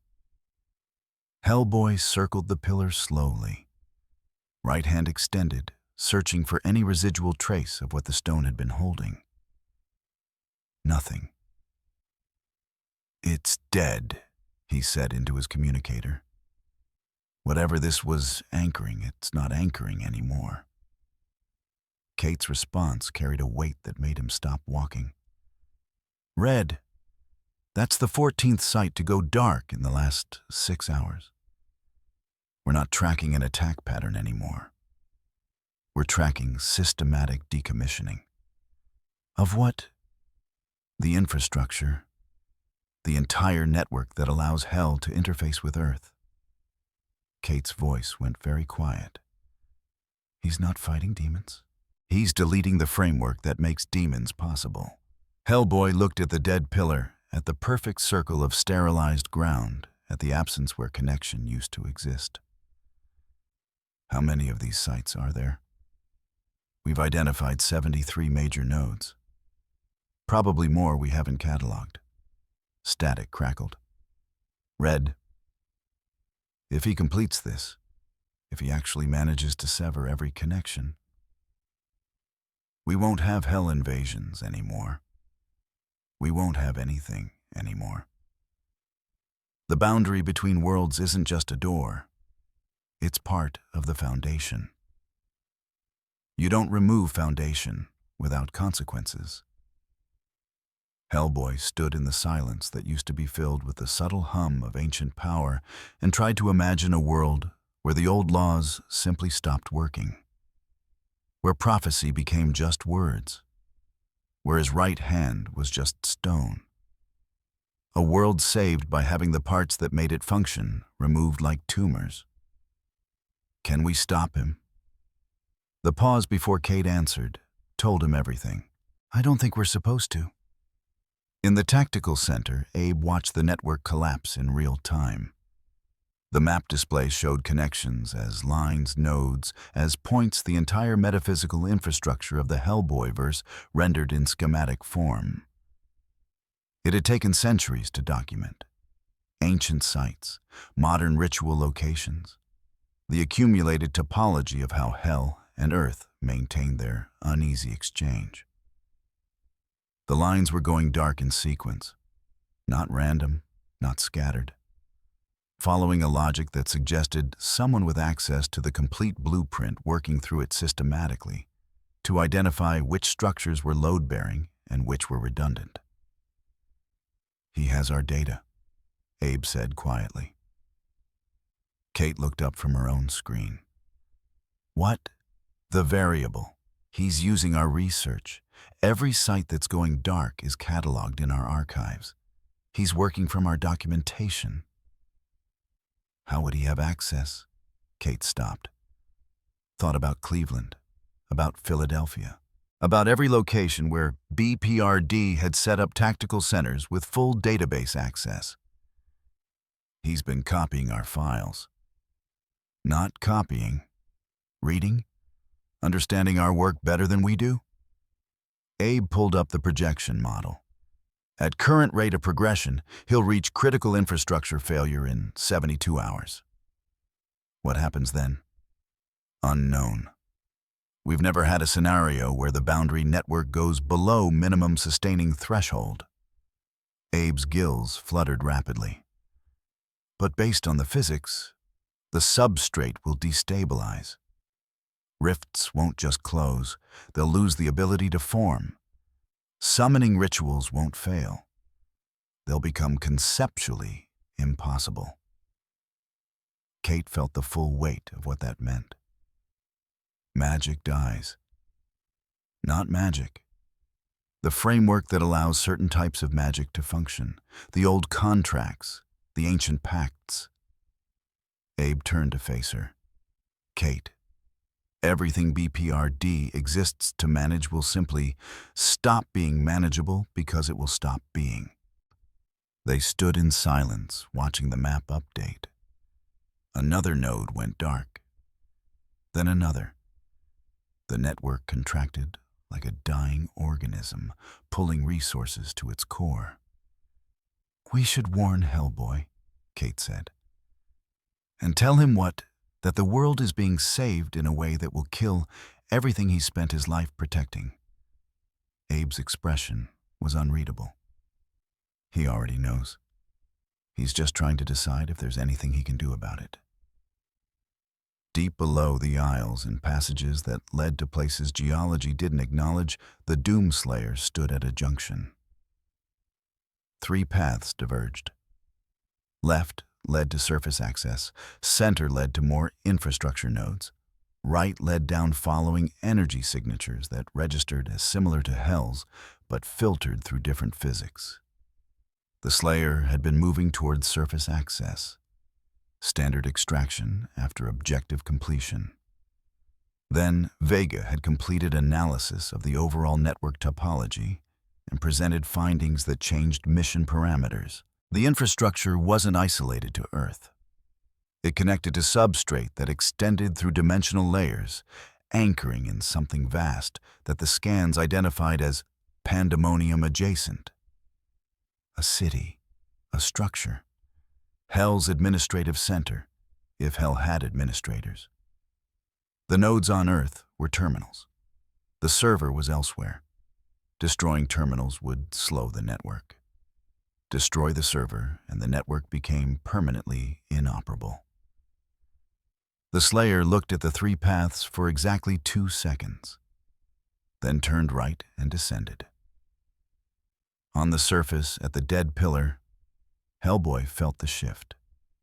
Not physically, conceptually.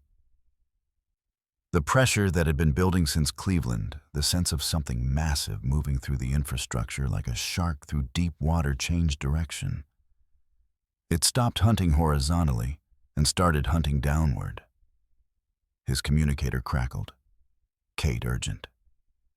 "Red, we just lost seismic contact with the variable.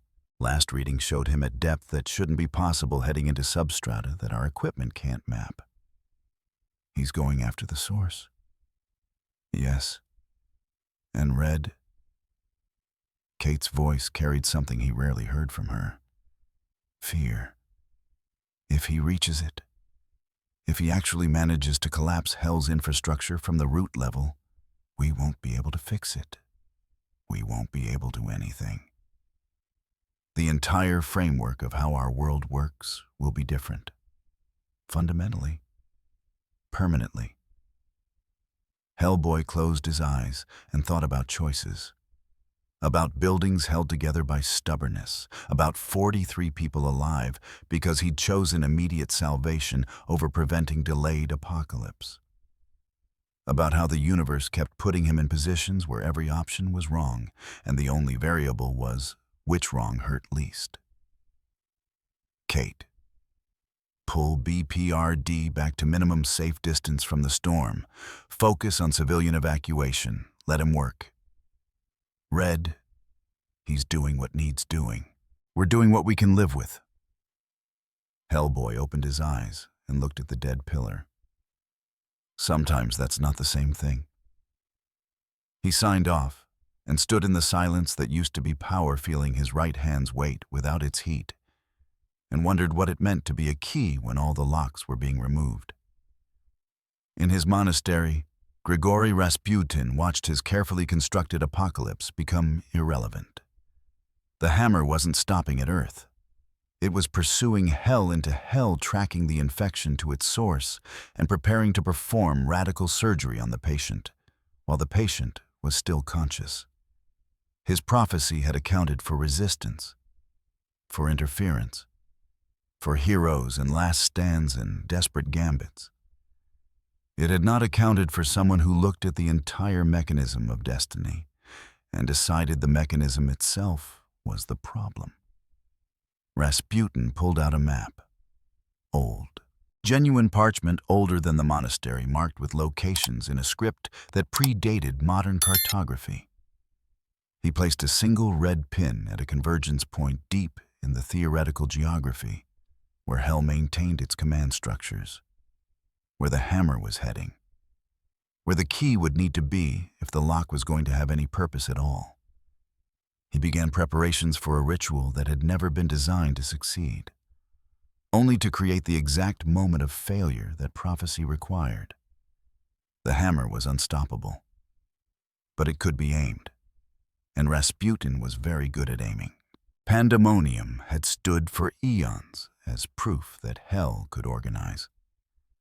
The city sprawled across substrata that shouldn't support architecture, spires carved from compressed suffering, and streets paved with obligations older than human language. It was administrative center fortress and monument to the principle that chaos given enough time and pressure crystallized into hierarchy. The hierarchy lasted 43 seconds after the Doomslayer entered the outer districts. The first prince died reaching for a weapon it had carried since the Crusades. The Slayer's gauntlet closed around the entity's throat and terminated function before synapses could complete the draw. No speech, no challenge, just identification, execution, immediate advancement to next target. The second prince managed to manifest defensive ward sigils that had turned aside exorcists and angel-forged steel. The wards analyzed the threat, calculated appropriate response, and shattered when the Slayer walked through them like they were theoretical rather than active. The prince tried to retreat through a personal gate and found the exit point collapsed infrastructure already severed. It died confused. The third through seventh princes attempted coordinated resistance. Battle formations perfected over millennia of internal conflict power structures that designated authority and responsibility. The Slayer moved through the formation like a bullet through wet paper, targeting load-bearing components.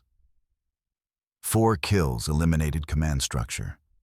The remaining 3 fled into substrata where their authority meant nothing. Pandemonium's administrative core went dark in the time it took a human heart to beat twice. In the command spire, an overseer monitoring the outer districts watched sensor arrays flatline in sequence. Not combat signatures, not ritual discharge, just absence spreading like infection. Each dark zone representing a junction where orders had been flowing, and now simply stopped. The overseer activated emergency protocols designed for insurgency, invasion, divine intervention. Found none of them applicable. The threat wasn't attacking the structure, it was deleting the concept of structure. Panic transmission went out to all districts. Unknown incursion, command hierarchy compromised, defensive fallback to. The transmission cut mid-sentence as the relay nexus ceased to exist. The Slayer had reached the communication infrastructure. On Earth, in the BPRD Tactical Center, every active ritual monitor went silent simultaneously. Kate accessed the network diagnostics, expecting equipment failure. Found instead that the rituals themselves had terminated. Not interrupted, not suppressed. Simply stopped operating like programs closing when their server disconnected. Abe, we just lost connection to every active summoning circle in the Western Hemisphere. Abe studied his own readouts with a stillness that meant he was processing implications faster than he wanted to.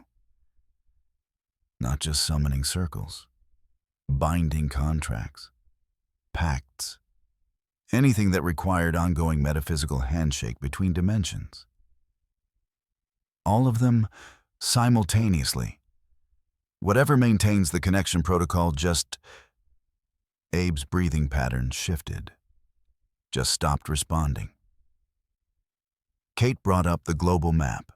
Red indicators showing active paranormal sites were turning gray in waves spreading from epicenter coordinates she couldn't identify because they existed below any geography her equipment could map. "He's in hell," she said quietly. "And he's killing the infrastructure that makes hell accessible." Hellboy stood in what had been a summoning site in Boston and watched an old ritual slowly forget how to work. The circle was still there, glyphs still carved into concrete, blood still wet from attempted invocation. But the thing being summoned wasn't coming because the channel it would have traveled through no longer terminated anywhere. Like calling a phone number that had been disconnected not recently, but retroactively erased from the system so thoroughly it had never existed in the first place. The cultist who'd drawn the circle sat against the wall staring at his work, with the expression of someone whose entire theoretical framework had just been declared null. "It is supposed to answer," the cultist said. "Not to Hellboy, to himself. They always answer. That's the point. That's the contract." Hellboy's right hand hung at his side, stone cooler than it had been in weeks. Not dead, just disconnected like a tool waiting for machinery that had been unplugged. "Yeah," Hellboy said, "about that contract." He turned and walked out, leaving the cultist to figure out what to do with faith in powers that no longer took calls. The soul forges went next. Massive infrastructure converting captured essence into usable energy, the beating heart of Hell's economy. Each forge processed millions of transactions per cycle, refined suffering into power, distributed that power through channels that fed everything from basic demon manifestation to high-tier reality manipulation. The Slayer identified the primary convergence point and destroyed it with precision that suggested engineering background. Not explosives, not brute force. Specific structural damage to load-bearing components, forcing the entire assembly to collapse inward under its own weight. The forge went dark. Energy flow reversed back, feeding into channels designed only for output. Secondary systems tried to compensate rerouting through auxiliary pathways. The Slayer was already at the auxiliary nexus, methodically severing connections before the reroute could complete. 12 forges, 12 terminations. Energy grid collapsing section by section, like power outages spreading through a city. Except the city was hell, and the power was existence itself. Demons caught mid-manifestation, found themselves suddenly operating on battery-backup physical forms, losing cohesion as the sustaining current dropped below minimum threshold. Some managed retreat to native substrate. Most simply dispersed essence scattering like smoke when the fire dies. A gate warden whose position had stood for 3,000 years watched its jurisdiction collapse. The gate it guarded, a major transit point connecting 17-dimensional layers, began failing as power to the stabilization arrays dropped below critical. The warden attempted manual override, found the override mechanisms already disabled, not destroyed, but simply disconnected from function.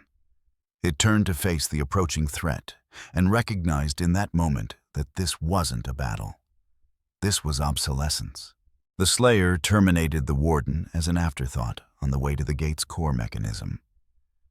The gate tried to close itself, self-preservation protocols activating. The Slayer forced it open wider, overloading the frame, until the dimensional membrane stretched past structural integrity and tore. The gate collapsed into itself, creating a brief singularity that swallowed everything in a 50-meter radius before sealing completely. When the distortion cleared, there was just empty space where the gate had been. No residue, no scar, just absence. 17 dimensions lost their direct route to pandemonium. Rasputin watched Hell fracture through his scrying mirror and recognized defeat. Not his defeat. Hell's. The network he'd spent centuries learning to navigate the power structures he'd carefully cultivated, relationships with the entire metaphysical economy that had made his plans viable, all of it collapsing faster than he could chart the damage. His map was covered in black marks now, each one a site or entity that had simply stopped being accessible. The network that had looked like a web an hour ago now resembled a scatter of disconnected fragments, nodes without links, power without distribution. And at the center of the collapse, moving with systematic thoroughness, a single point of termination, advancing toward Hell's deepest infrastructure. Rasputin pulled out the oldest map he possessed, geological strata of Hell's architecture drawn before Pandemonium had a name. There, at the lowest level, where the city's foundation merged with substrate that predated organization, the core interface. Where Hell connected to the forces that had given it form. Where the right hand of doom could theoretically access everything at once. He began the final working. Not to summon, not to bind. Simply to ensure that when the hammer reached the core, the key would be precisely positioned. In Pandemonium's lower districts, panic had graduated from theoretical to kinetic. Demons fled through streets that were losing definition as the infrastructure supporting them failed. Buildings constructed from compressed will began decompressing, returning to the raw material of unformed intention. Hierarchies dissolved as the power structures maintaining them went offline. Two demon lords attempting to establish order found themselves unable to manifest authority. The sigils that designated their rank wouldn't respond. The channels that had carried their commands were severed. They were just powerful entities now stripped of context. They turned on each other old grudges, resurfacing without structure to suppress them. The Slayer passed through the resulting conflict without acknowledging it. The fighting was self-sustaining now, Hell consuming itself in the absence of organizing principle. Demons killing each other accomplished the same goal as Slayer-inflicted termination, reduction of active threats, simplification of the network. Efficiency dictated allowing it to continue while advancing to remaining objectives.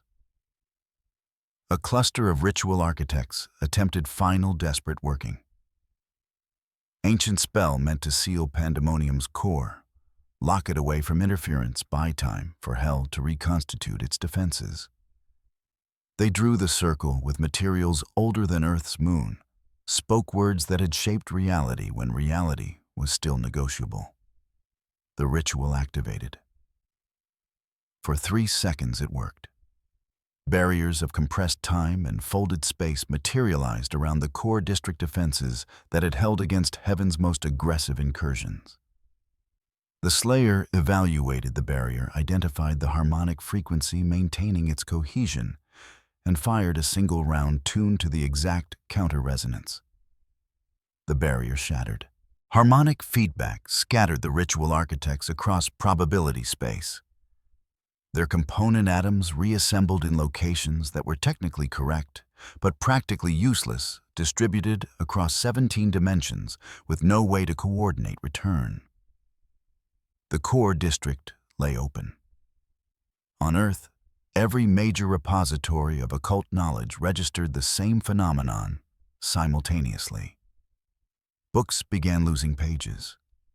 Not physically, metaphysically. Information about certain rituals, certain summonings, certain pathways between worlds simply ceased to be transcribed. Scholars reading texts found sentences ending mid-word where references to specific entities had been. The entities hadn't been erased from history. The possibility of contacting them had. In the BPRD archives, an entire shelf of grimoires went blank. Not destroyed. The books remained. The knowledge inside them had simply lost referent, like instruction manuals for machinery that no longer existed. Kate stood in the archive as it happened, watching centuries of accumulated research become decorative rather than functional. "It's not just killing hell," she said. "It's killing the language we use to talk about hell." Abe stood beside her, his expression unreadable. "No. It's killing the grammar, the structure that made the language possible." The Slayer reached Pandemonium's core and found it defended by something older than defense.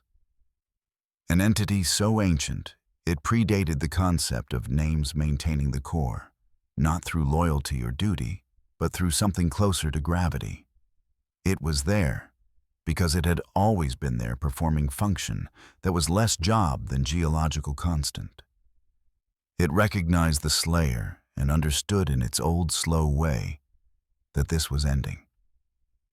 The entity moved to intercept, not aggressive, protective, the way a parent shields a child, fundamental rather than tactical. The Slayer's response was educational. The entity learned that age was not armor, that tradition was not defense, that being fundamental to a system's operation meant nothing when the system itself was being decommissioned. It fell not in combat, but in termination existence, curtailed with the same efficiency as every other component. The core stood undefended. The Slayer approached the interface chamber where Hell's connection to generative forces was maintained through structures that were half architecture and half physics. Power flowed through channels that existed in more dimensions than three, sustaining everything from lowest demon to highest principle. The Slayer identified the primary conduit, raised its weapon. On Earth, Hellboy felt his right hand seize. Not heat, not invitation, recognition. Something deep in Hell's infrastructure had just sent out a signal, not summoning, but identifying, confirming that the key still existed and was still accessible. He clenched his stone fist and felt the connection trying to complete Hell, reaching for the one anchor point it still maintained on Earth, the one pathway that had survived because it was written into prophecy older than Hell's current architecture. "Kate," he said into his communicator, "something's about to happen." "I know. We're tracking massive metaphysical flux. Whatever's happening in Hell, it's approaching critical." The transmission cut, not jammed. The channel just stopped existing as the infrastructure maintaining it failed. In Pandemonium's core, the Slayer's weapon held steady, aimed at the primary conduit. One pull of the trigger would sever Hell's connection to its power source, would force everything currently operating to run on stored reserves until those reserves depleted, would transform Hell from active threat to dying battery countdown to total collapse. Already initiated. The Slayer's finger moved to the trigger, and deep in the substrate, something Rasputin had buried activated.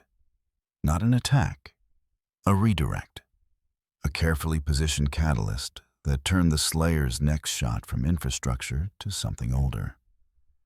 Something that Hell protected, not because it was valuable, but because destroying it would be worse than leaving it intact. The shot fired. The conduit didn't explode. It inverted energy flow, reversing pulling instead of pushing.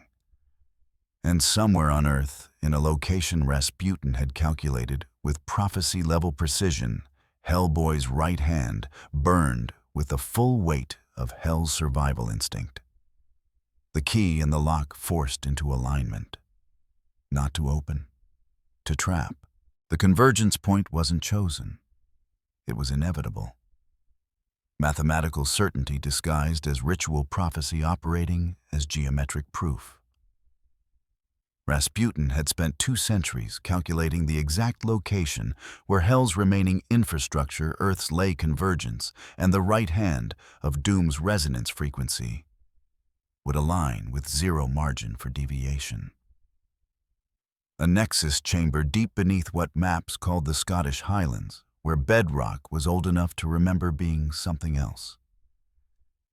The chamber existed in multiple states, simultaneously stone and concept, and the space between them maintained by forces that had been carefully not named, because naming them would have made them negotiable. Rasputin stood at the chamber's edge and watched his final working activate. Not summoning, not binding, just positioning. Ensuring that when Hell's core inverted, when the Slayer's systematic dismantlement reached critical threshold, the backlash would flow through the one channel still capable of conducting it. The right hand. And Hellboy, who carried it, would be standing exactly where prophecy required. On Earth's surface, every remaining active site began pulling in the same direction. Kate watched the readings spiral toward singular focus, all metaphysical current, flowing toward coordinates her equipment identified, but her understanding rejected. We're seeing unified vector. Every ritual, every artifact, every last functioning node is channeling power to a single point. Abe accessed the geological survey. The Highland Nexus. It's been dormant for 3,000 years. Not anymore. Kate's screen showed energy readings climbing past anything in BPRD's historical records. Whatever's happening, it's using the entire remaining infrastructure as a transmission array.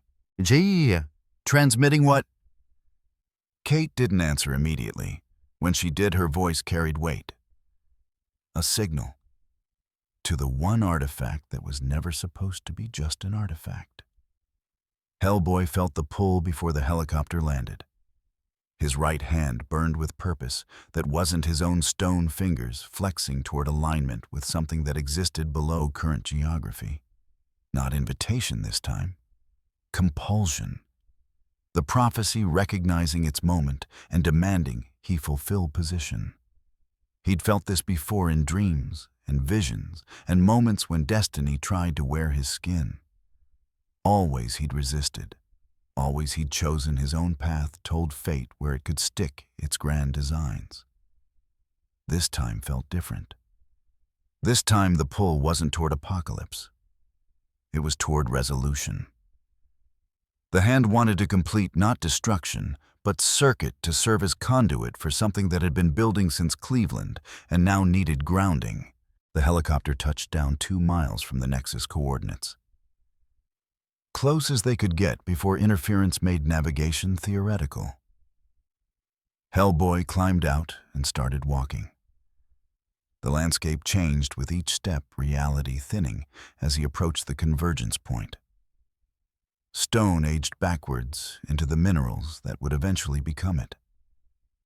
Air tasted like pre-atmosphere before oxygen had been invented. Light bent around probability. He reached the chamber entrance and found it already open. Not forced. Opened. As if the space itself had been waiting and simply unlocked when the correct combination of factors aligned.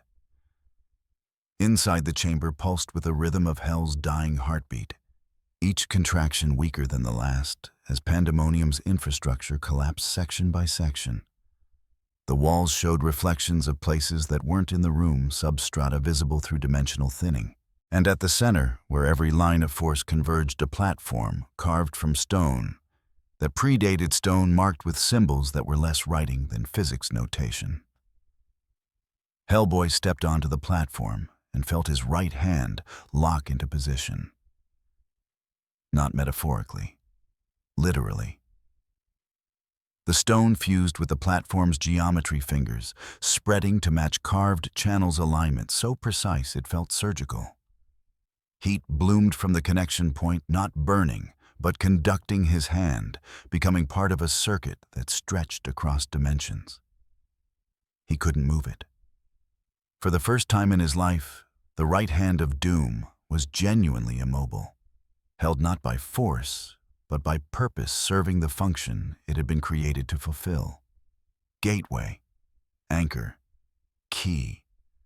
Through the hand he felt Hell's infrastructure pulsing, felt Pandemonium's collapse, felt something vast and hungry, pressing against barriers that were failing in sequence.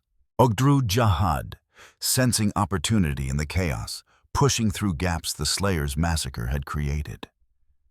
And deeper, moving through substrata with systematic inevitability, the Slayer himself advancing toward Hell's core with the clear intention of severing the final connection that kept the entire mechanism functional. Hellboy understood in that moment what Rasputin had orchestrated.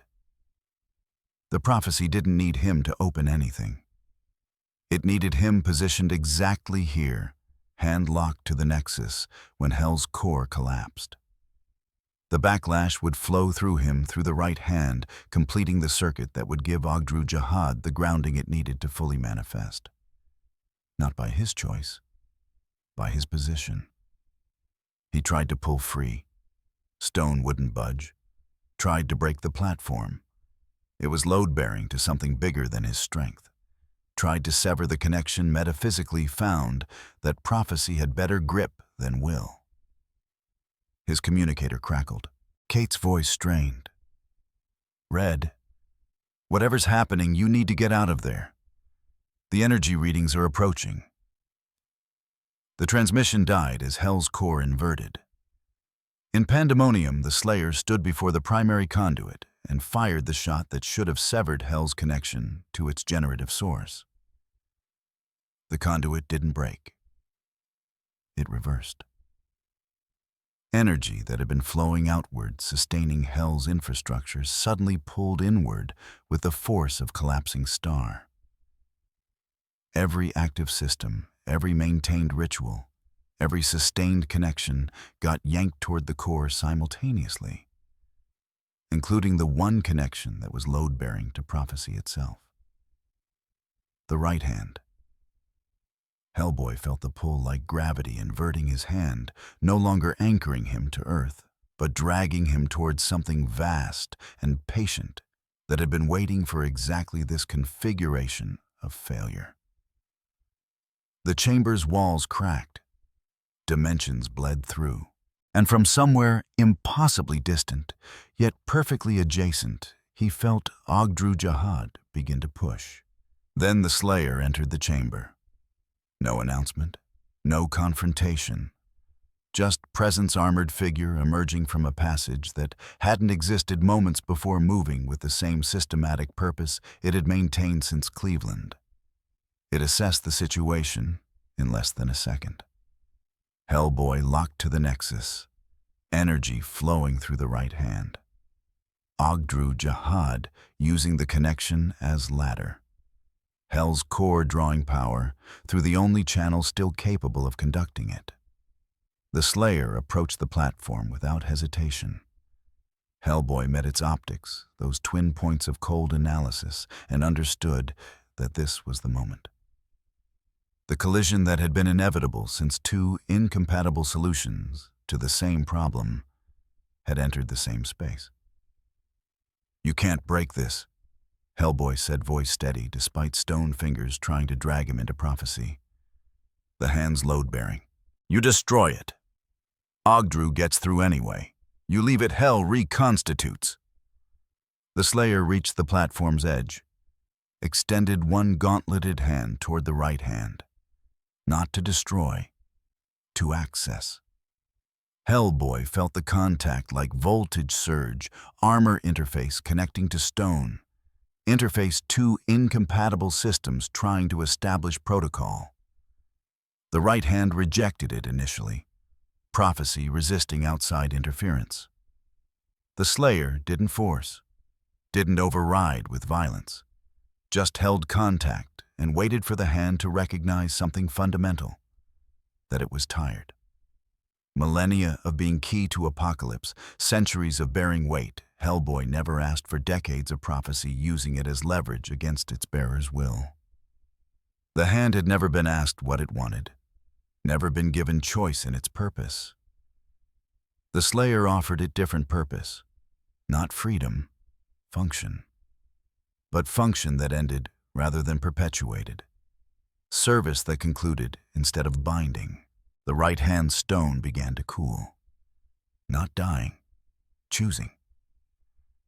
Hellboy felt the shift, felt his hand deciding for the first time in its existence that maybe prophecy was negotiable after all. Felt it begin to separate, not torn, but released, stone unlocking from flesh, not through violence, but through exhaustion, and the simple recognition that being key to something terrible wasn't worth being key at all. "Wait," Hellboy started. The Slayer met his gaze, helmet optics steady. No malice, no triumph, just acknowledgement that this was necessary, and neither of them had wanted it this way. Hellboy thought about 43 people, about buildings held together, about choosing what you could live with over what worked. He stopped pulling against the platform, stopped trying to keep what had never really been his. Let go. The right hand of doom separated from Hellboy's arm with a sound like pressure equalizing stone sliding away from flesh that had carried it since birth. No blood, no wound, just absence where weight had been. The Slayer caught it before it fell gauntlet, closing around stone fingers that were cooling rapidly, losing the heat that had marked them as active component in cosmic machinery. And then did something no prophecy had predicted. Turned the hand. Not opening, not commanding. Inverting its function from key to locks, from pathway to barrier, from invitation to refusal. The Slayer drove the inverted hand into the Nexus platform's core and activated something in its armor that made Vega's systems scream warnings about dimensional integrity and causality violation. The right hand designed to open doors between worlds instead became the door slamming shut. Not gently, violently. With the full force of prophecy that had been building for eons, suddenly reversed mid-completion energy that should have flowed through the hand into Ogdru Jahad, instead back-feeding into Hell's core. The conduit didn't explode. It cauterized. Energy flow stopped, not gradually, but absolutely connection between Hell's generative source and its operational infrastructure severed at the fundamental level. Not broken, deleted. The very concept of connection erased from the system. Ogdru Jahad, pressing against the boundary with the full weight of cosmic hunger, found itself suddenly pushing against nothing because the thing it was pushing against had ceased to exist as category.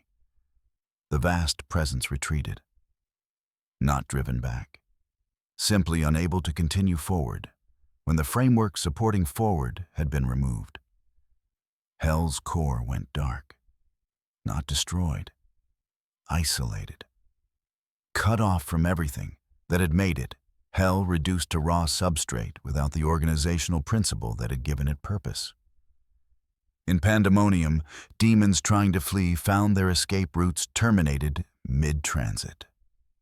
Not blocked, non-existent. The city began collapsing not into rubble, but into potential architecture, reverting to the unformed intention it had been carved from. On Earth, every remaining ritual site went silent simultaneously. Artifacts lost power not through exhaustion, but through disconnection, linked to source that no longer terminated anywhere. Grimoires finished their transformation into decorative objects.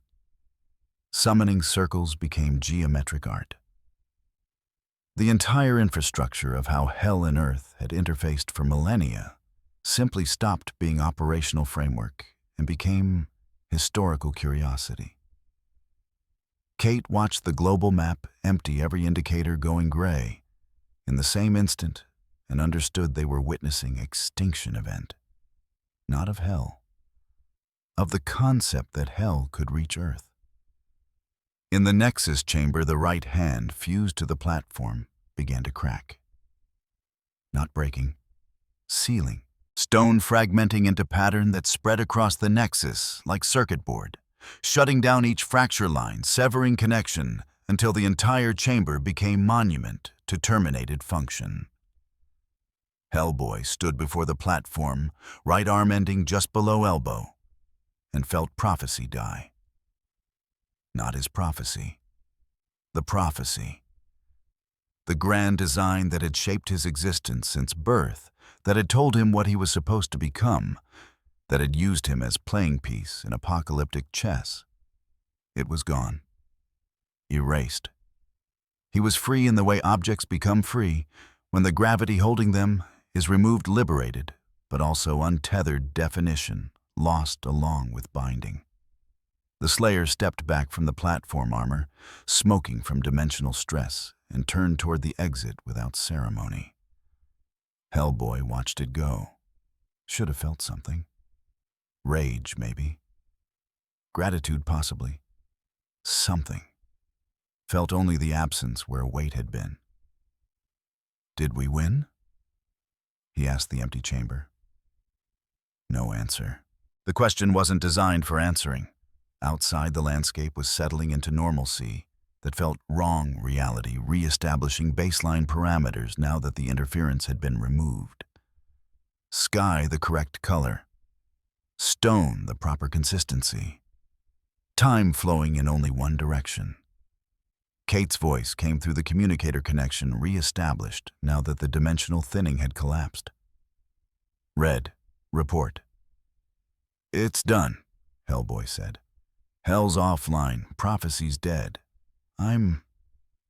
He stared at where his right hand had been. I'm not what I was. Are you injured? No, just lighter. He started walking back toward the extraction point. Kate, tell BPRD they can stand down. There's nothing left to investigate. What do you mean, nothing? I mean the infrastructure we spent centuries documenting just became irrelevant. Hell's not coming back. Not this hell. Not through these channels. He climbed aboard the waiting helicopter, settling into the seat with the strange lightness of load removed. We won, I think. Ask me again when I figure out what winning cost. In the Nexus chamber, the right hand finished its transformation from key to Scarstone, now fused permanently to platform in configuration that would prevent the Nexus from ever activating again. Monument to the day prophecy learned it could be refused. And deep in what had been Hell's core in spaces that were rapidly forgetting they'd ever been organized enough to have designation, Grigory Rasputin felt his centuries of planning become historical footnote. He'd counted on apocalypse being inevitable.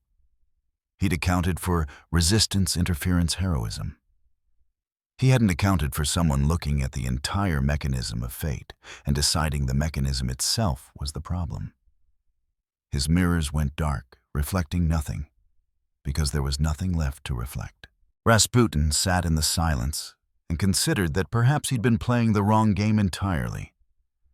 Somewhere else in a transport that existed between destinations, the Doomslayer accessed Vega's final assessment. Mission parameters: eliminate Hell threat. Status complete. Method infrastructure termination. Collateral prophetic framework. Casualties 0. The Slayer acknowledged the report and began calculating extraction route. Behind it, in dimensions that were sealing themselves like healing wounds, Hell finished dying. Not with bang. With silence. The kind of silence that settles when machinery stops running and you realize how loud it had been all along. The storm over the British Isles stopped at dawn. Not gradually. Not with the slow dispersal of natural weather patterns. It simply ceased pressure, normalizing instantly, clouds evaporating like they'd forgotten why they'd formed. The folklore manifestations that had been clawing toward definition faded mid-gesture, returning to the substrate they'd emerged from without the energy to maintain physical presence.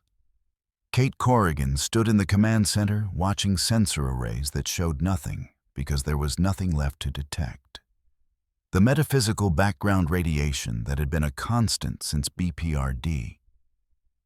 Began monitoring had flatlined, not suppressed. Absent, the frequencies that carried ritual resonance, demonic signatures, ethereal presence, all of it gone quiet in the same way a radio station goes silent when the transmitter shuts down. "Anything?" Abe asked from his station. Kate ran the diagnostic sequence 3 more times before accepting the results. Nothing. Complete metaphysical null across all monitored spectra. "Equipment failure. Number. The equipment's fine. There's just..." Kate gestured at the screens, showing flat lines where complex waveforms should be. "Nothing to measure anymore." Abe moved to the window. Outside, the sun rose over landscape that had been transforming itself backward through geological time just hours ago. The standing stones were still there. The ancient sites remained.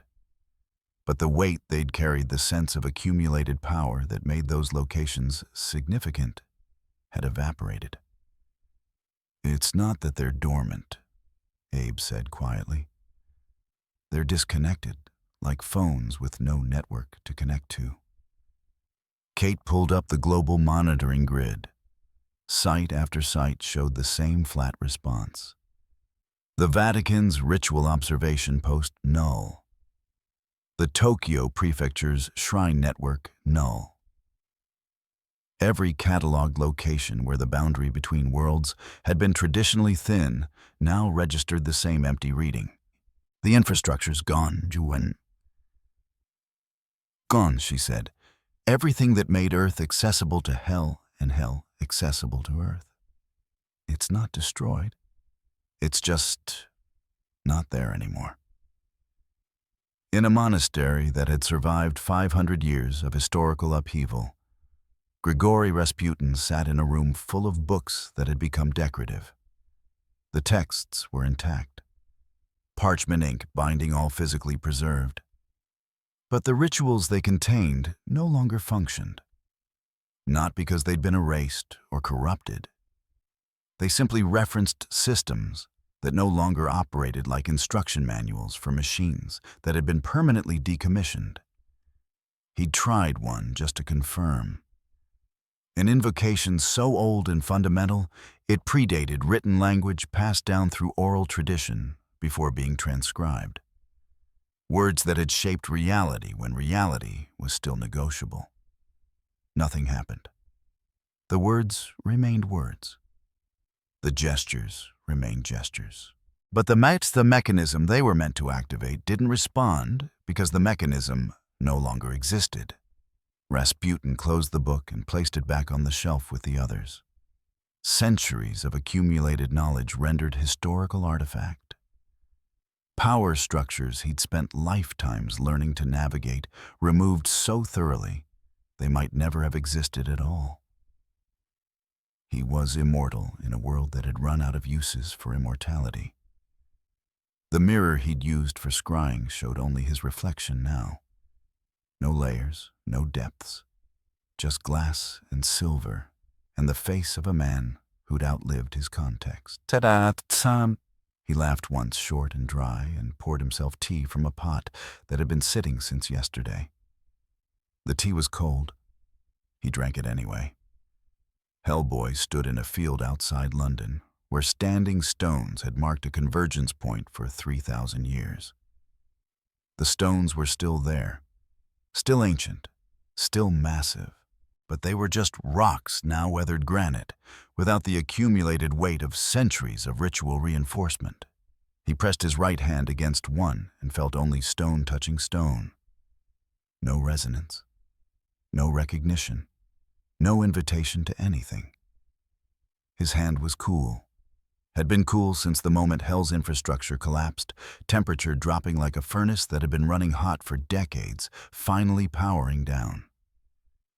The stone was still part of him, still integrated into his physiology in ways that made amputation conceptually problematic. But it wasn't a key anymore, because there were no locks left for it to fit. He flexed his fingers experimentally.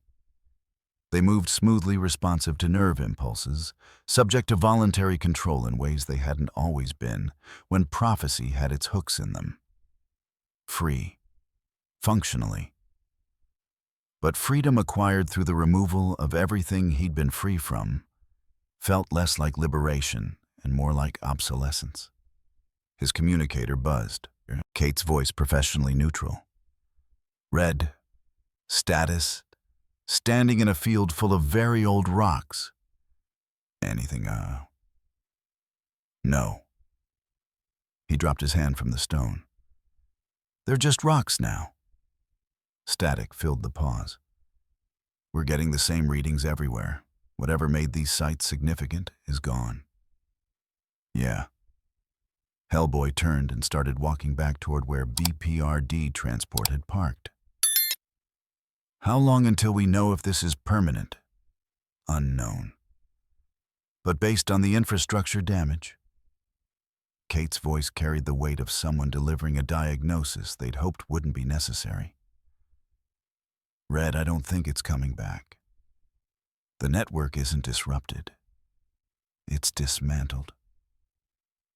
You don't reassemble something that's been decommissioned at the architectural level. Hellboy stopped walking. So what do? We adapt. BPRD still exists. Paranormal events will still occur, just different ones. Local phenomena, hauntings, cryptids, things that don't require the infrastructure we just lost. But no more demon gates, no more ancient pacts, no more things crawling up from hell. No, Kate's voice went very quiet. And no more prophecies telling us what happens next. Hellboy resumed walking. His boots crushed grass that didn't care about metaphysical infrastructure. Guess we figure it out as we go, then. Like we always have. He signed off and continued toward the transport, passing between standing stones that had watched empires rise and fall, and now watched nothing, because watching required connection to something beyond immediate observation. The world was still here. Humans still occupied it. The sun still rose. But something fundamental had changed in the relationship between physical and metaphysical, visible and invisible. The old contracts were void. The ancient pathways were closed. Reality had become more real and less magical, more stable and less negotiable. Hellboy climbed into the transport and sat heavily in a seat designed for someone his size. The right hand rested on his knee, inert stone warmed only by body heat. He wondered what happened to keys when all the locks were removed. In the remains of pandemonium, nothing moved. The city hadn't collapsed. The spires still stood architecture maintained by physics older than gravity. But the population was gone, fled, or dispersed, or simply stopped existing when the power structures maintaining their manifestation failed. Streets built for eternal traffic lay empty.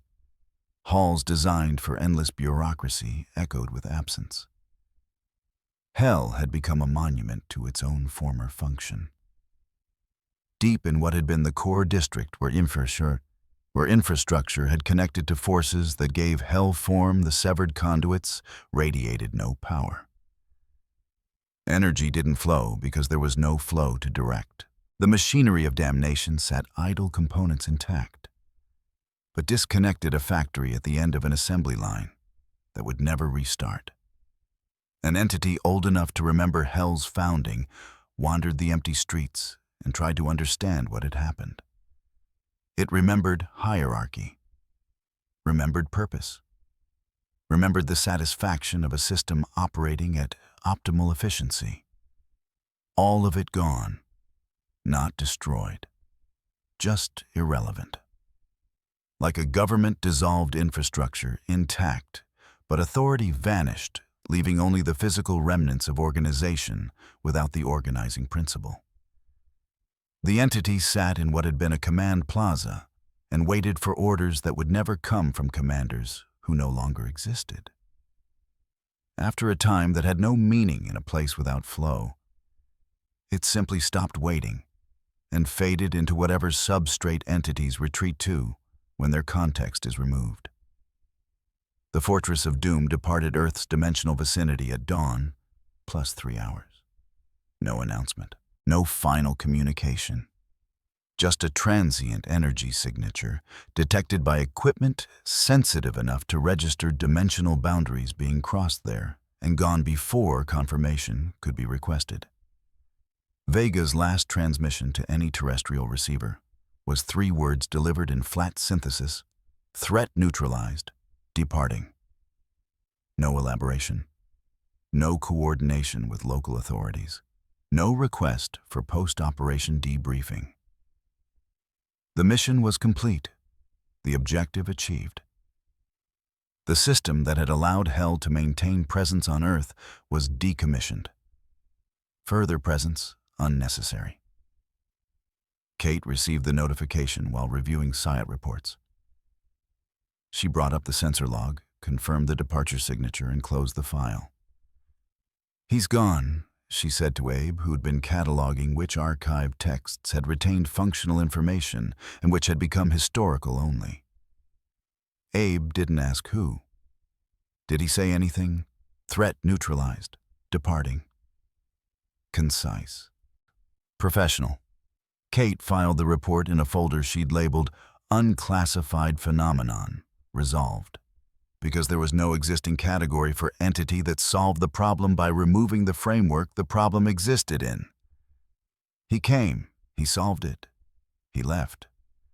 Like hiring an exterminator who removes the building instead of the pests. Effective, Abe noted. Yes. Kate stared at the screen showing flat lines where complex metaphysical data streams should be. Just wish effectiveness didn't feel quite so much like amputation. In the tactical center, agents began the process of updating protocols for a world where half their procedures no longer applied. Summoning response teams reassigned to conventional paranormal investigation. Ritual intervention specialists retrained for psychological support and cult deprogramming. Equipment designed to detect dimensional breaches, repurposed or mothballed. The Bureau would continue. Paranormal phenomena would persist, just different. Smaller, more local. Hauntings instead of invasions. Cryptids instead of demons. Phenomena that existed without requiring infrastructure to support them. BPRD. Adapted because adaptation was policy. But the adaptation felt less like growth and more like downsizing. Hellboy returned to Bureau headquarters 3 days after the silence began.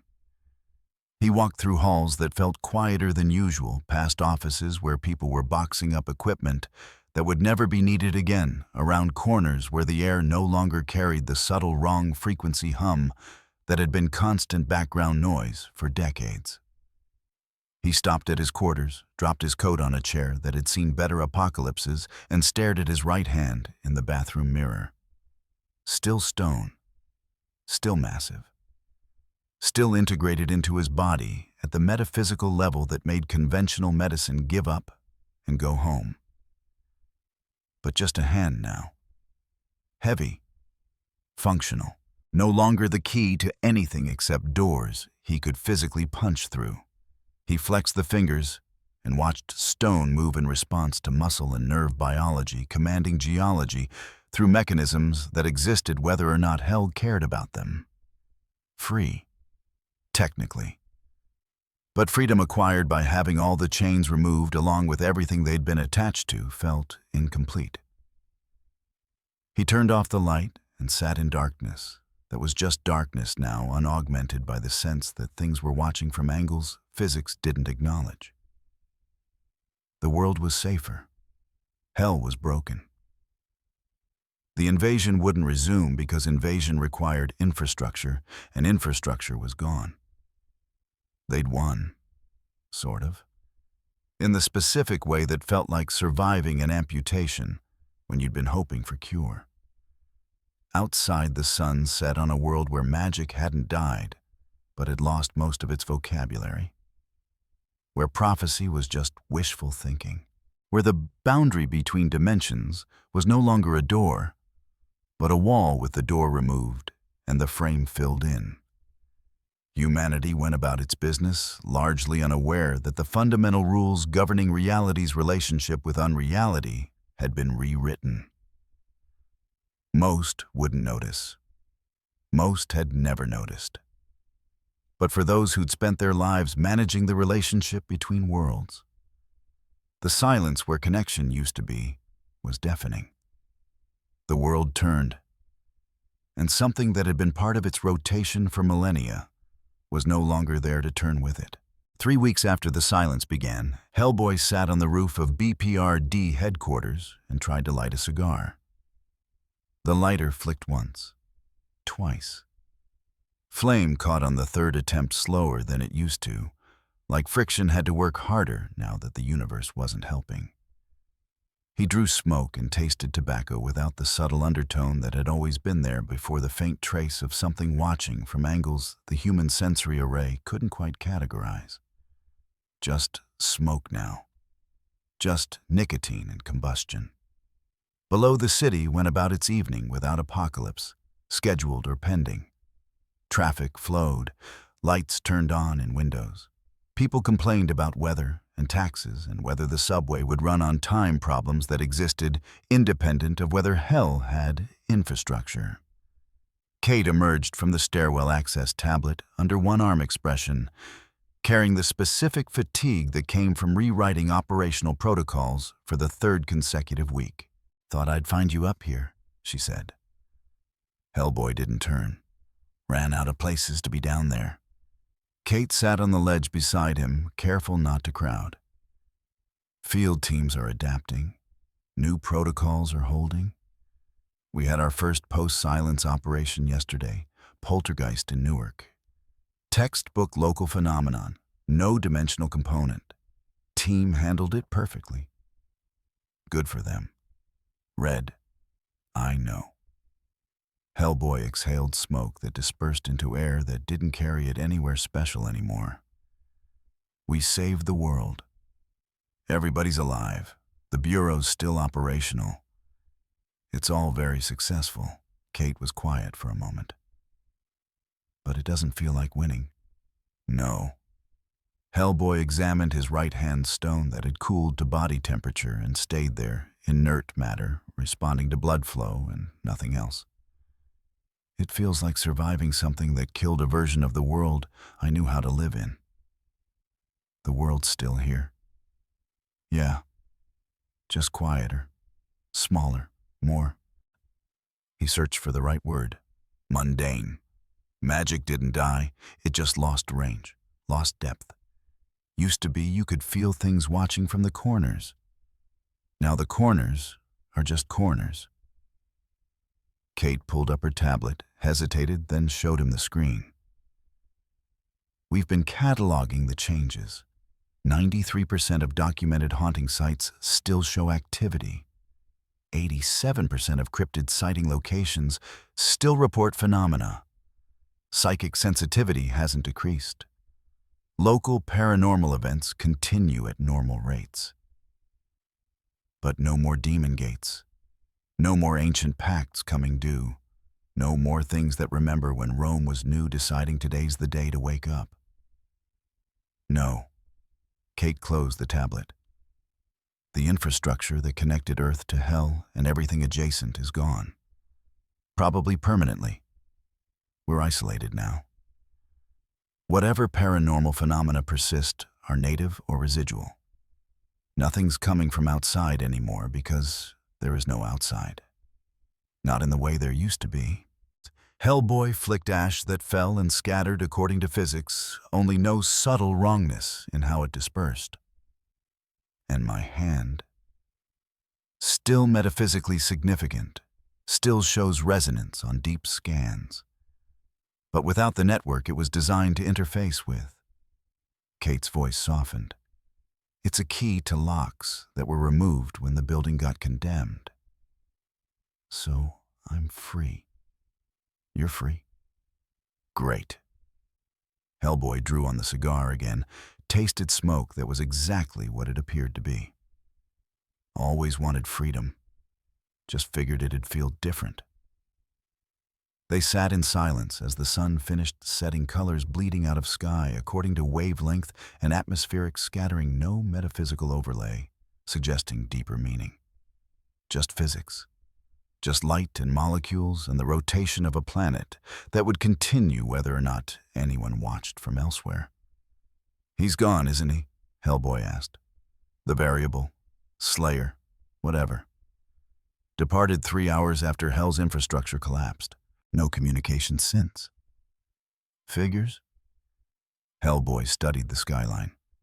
"Comes in, breaks the thing that needed breaking. Leaves, no speeches, no ceremony. Just execution and extraction. He saved billions of lives. By killing the world that made those lives mean what they meant." Hellboy crushed the cigar against stone that sparked briefly and went dark. Not saying he was wrong. Just saying there's a difference between not wrong and right. And we're all living in that difference now. Kate stood slowly. "For what it's worth, Red, I think you made the correct choice. In Chapter 4, when you chose to save those people instead of stopping the anchor. 43 civilians versus 1 backup ritual component." Hellboy's jaw tightened. Basic math. Basic humanity. Which is what we're left with now. No prophecy, no destiny. Just people making choices and living with consequences. Kate moved toward the stairwell. "That's not nothing." "No." Hellboy remained seated as Kate descended. "It's just not what I spent 50 years preparing for." Alone again, he watched the city settle into night. Somewhere in the distance, a siren wailed. A dog barked. Human sounds in human spaces, unaugmented by presences that had been constant background noise for longer than writing had existed. The world was safer. Hell was broken. The invasion would never resume. They'd won. In the specific way that felt like amputating a limb to save a life necessary, successful, and leaving you fundamentally different from who you'd been when the operation began. Hellboy stood and walked to the roof's edge, the right hand hanging at his side. Heavy, familiar. No longer special except in the ways it had always been part of him, integrated, functional. Just a hand now. Made of stone instead of flesh, but serving the same basic purpose. He flexed the fingers and felt stone grind against stone, responsive and ordinary. Free. The word still felt incomplete. Deep in Earth's substrate, in places where geography became theoretical and distance stopped, meaning what it meant on surface maps, the severed infrastructure remained. Not destroyed, not gone. Just disconnected, orphaned conduits that led nowhere because the destinations had been removed from the network. Pathways that would persist for geological ages, slowly eroding back into the baseline substrate they'd been carved from, returning to potential from actuality. In 1,000 years, maybe less, they'd be gone completely. Until then, they were monuments, fossils of a time when Earth and Hell maintained active exchange, when the boundary between worlds was permeable enough that prophecy could make promises about what crossed over and when. That time was over. The monuments stood in darkness that was just darkness, now unobserved by entities that no longer had positions to observe from. Abandoned infrastructure in abandoned space, waiting for demolition that would come from entropy rather than intention. The fortress of doom translated through dimensional boundaries that were thicker now, less negotiable reality, having sealed over the wounds where Hell's network had maintained presence. Inside the command deck, Vega processed mission logs with the efficiency of software designed for comprehensive documentation. Objectives achieved. Infrastructure neutralized. Threat permanently degraded. Earth's dimensional integrity restored to defensible parameters. No anomalies. No complications. No unresolved elements requiring follow-up. Mission complete. The fortress adjusted trajectory toward coordinates that existed outside conventional navigation, moving through spaces where physics was recommendation rather than law, hunting for the next location where hell or something functionally similar had established presence and required systematic removal. Vega logged the departure coordinates and filed the Earth mission in archives that would persist longer than the planet itself. One more world saved. One more system decommissioned. The work continued because the work was never finished, only relocated. Behind the fortress, the dimensional wake sealed completely, boundary healing over like scar tissue forming across an injury. Earth's connection to the networks that had sustained Hell's presence closed and locked, not with ceremony or significance, but with the quiet finality of a door shutting for the last time. The sound of it closing wouldn't be heard for centuries, and by then, no one would remember what it had sounded like when it was open. Hellboy walked back down through BPRD, headquarters passing offices where people were learning to do their jobs without the infrastructure they'd relied on for careers. Adapting, surviving, making it work. He stopped at the archives, where Abe was cataloging which texts retained functional information and which had become historical artifacts only. "Need something?" Abe asked without turning from his work. "Just checking in. We're fine. Busy, but fine." Abe placed a book in the historical stack with care that suggested respect for what it had been, even if it was no longer functional. The world continues. Just differently. Yeah. Hellboy turned to leave, paused. "Abe, do you think we made the right choice letting him do what he did?" Abe's gills moved in a pattern Hellboy had learned meant deep consideration. "I think we recognized something we couldn't stop and tried to minimize collateral damage. Whether that constitutes right depends on frameworks I'm not qualified to judge." That's not an answer.